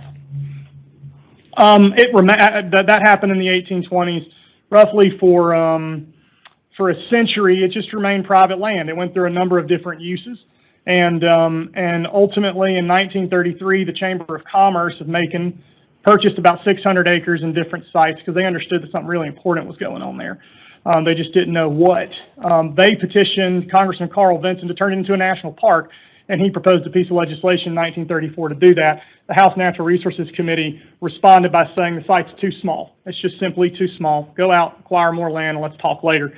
He reached out to his friend who was being treated for polio in Warm Springs and was actually a columnist for the Macon Telegraph, President Roosevelt, who understood the importance of this site. And President Roosevelt designated it a national monument, as Eric said, in 1936. And the largest archaeological dig still to this day in American history began as a WPA project. It was the second largest job creation project in the state of Georgia during the New Deal. And this project and the efforts to create a national park stopped, like everything else in society, abruptly when the United States entered World War II.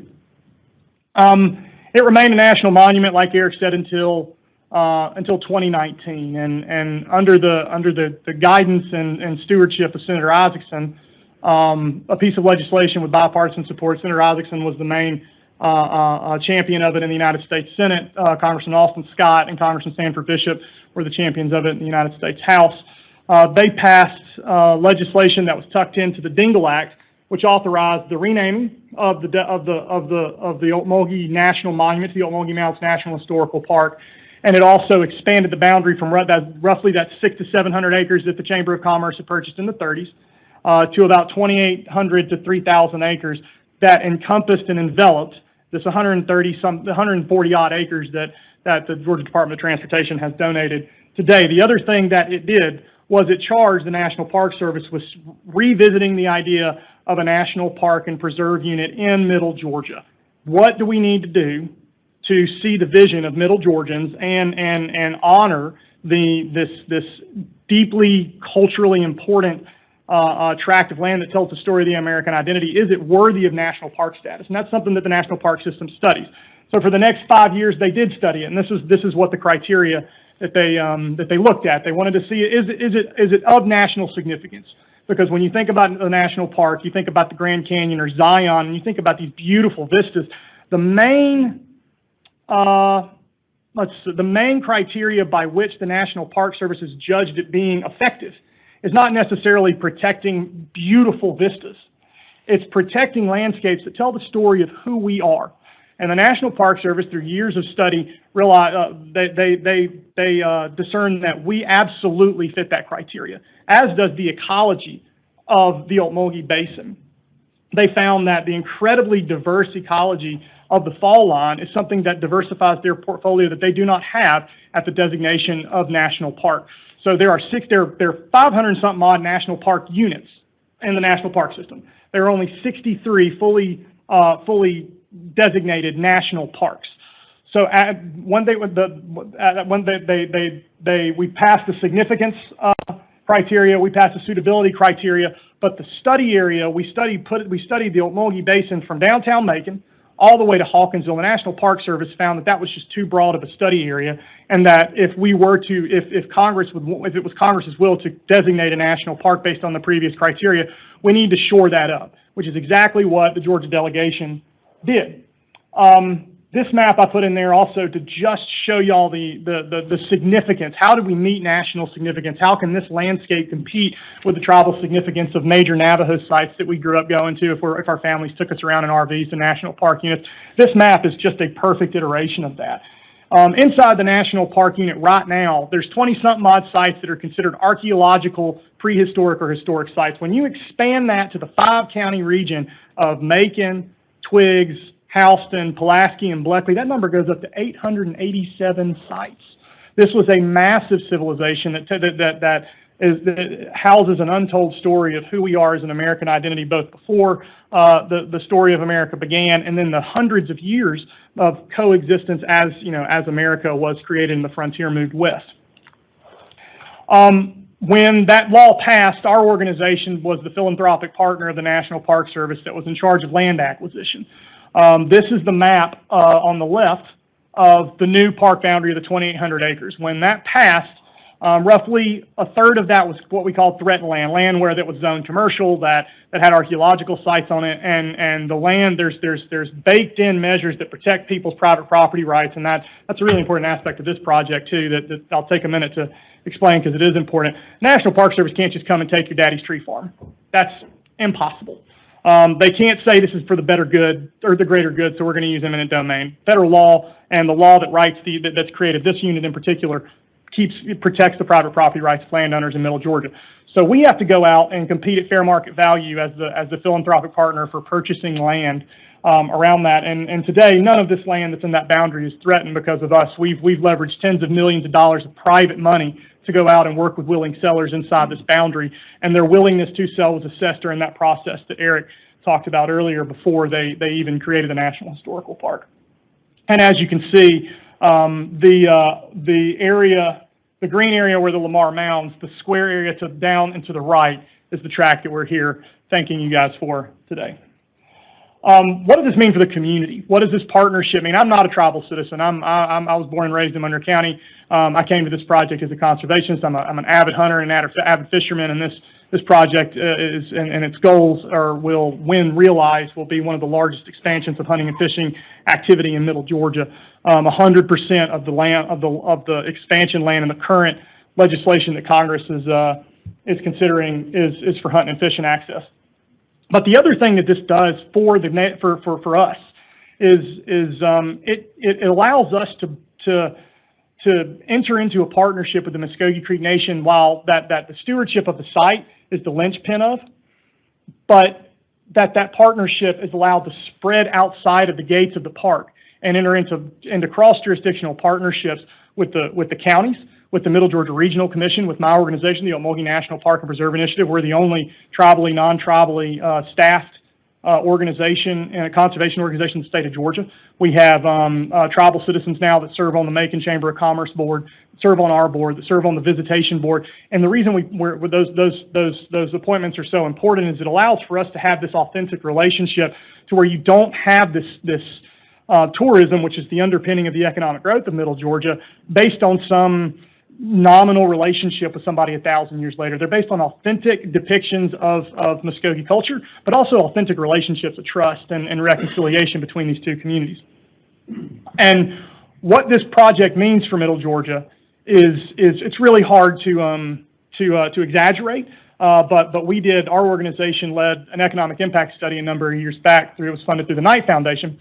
And what you're looking at now is what this means for Middle Georgia. Right now, in Congress, after the feasibility study was done, Congress, the Georgia delegation, the majority of the Georgia delegation, again led by Congressman Scott and Congressman Bishop and the two senators and the rest of the delegation, put forward legislation based on the recommendations of the administration, both current and previous administration, and the National Park Service and the U.S. Fish and Wildlife Service to create a national park and preserve in Middle Georgia.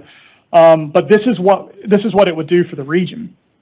Right now, there's probably 200 to 300,000 visitors annually to the Ocmulgee Mounds National Historical Park. And when this legislation passes this year, it will start a 15-year growth clock. At the end of that 15-year period, we expect that number to go up to 1.3 million people coming annually to Middle Georgia, not just to Macon, mostly to Macon because it's the gateway community for the national park, and the entrance of the community and the entrance of the park is in downtown Macon. But to that is 1.3 million people coming to Middle Georgia. It could represent the creation of 3,100 private sector jobs, and be the realization of roughly $34 million of tax revenue annually for Middle Georgia. And just to give you guys, I mean, I know everybody here works in budgets and works in government and works in local governments, but just for scale, the previous budget that we just passed in the Macon-Bibb County Commission was a little over $200 million. And at the same time, this allows us we have reorganized our tax portfolio in Middle Georgia to make sure that this growth is not done on the back of taxpayers in Middle Georgia, but done on the backs of tourists visiting the areas, and which allows us to, dollar for dollar, thanks to the General Assembly support on this, every dollar that is spent on tourism in Middle Georgia, we have to, by law, roll our property taxes back. So the increased tourism we've seen over this project in particular has allowed us to roll people's property taxes back by 50% in the past 4 years alone. So as more people come, we're putting money in our citizens, more money in our citizens' pockets.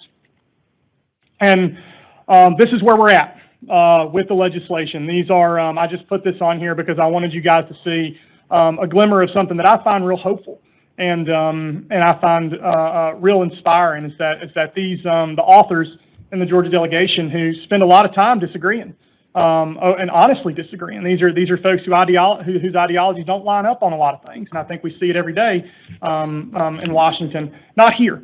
This has historically been bipartisan. This was a passion project of Senator Isaacson, not just the previous legislation, but he wanted the study done so he could put legislation forward. But it's been a passion project of Congressman Austin Scott, who comes to the table because this would represent 100% of this expansion will be for increasing access to hunting and fishing, which are long-standing, really important Middle Georgia traditions.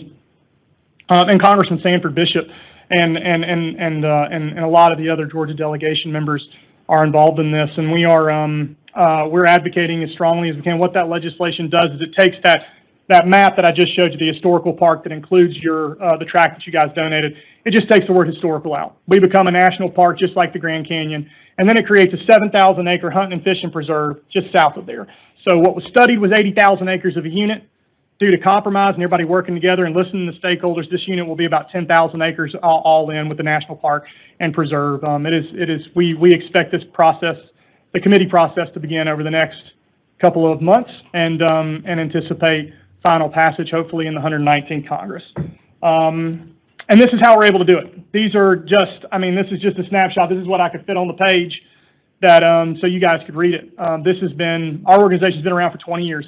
We are thrilled to have the support of the Georgia Department of Natural Resources, the Georgia Chamber of Commerce, the Georgia Mining Association, all of those organizations that normally don't get behind cultural environmental projects. They understand what this does for Middle Georgia's economy, what it does for taxpayers, what it does for the identity of who we are, and they really are putting their shoulder behind it.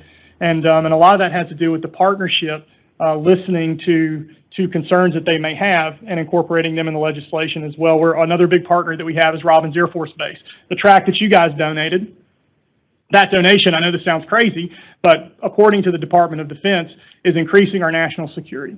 That 130 acres is inside the REPI boundary of Robins Air Force Base, where they care deeply about what's built and not built in that area because it could affect flight patterns and it affects the future missions of Robins Air Force Base. So we work with Robins Air Force Base in the 21st Century Partnership to make sure that the bulk of that land, if possible and when possible, goes into conservation. And then finally, the legislation offers a path of increased management roles for the Muskogee Creek Nation for cultural interpretation on these sites. As you could tell, again, from the passion of Chief Hill, this is deeply important.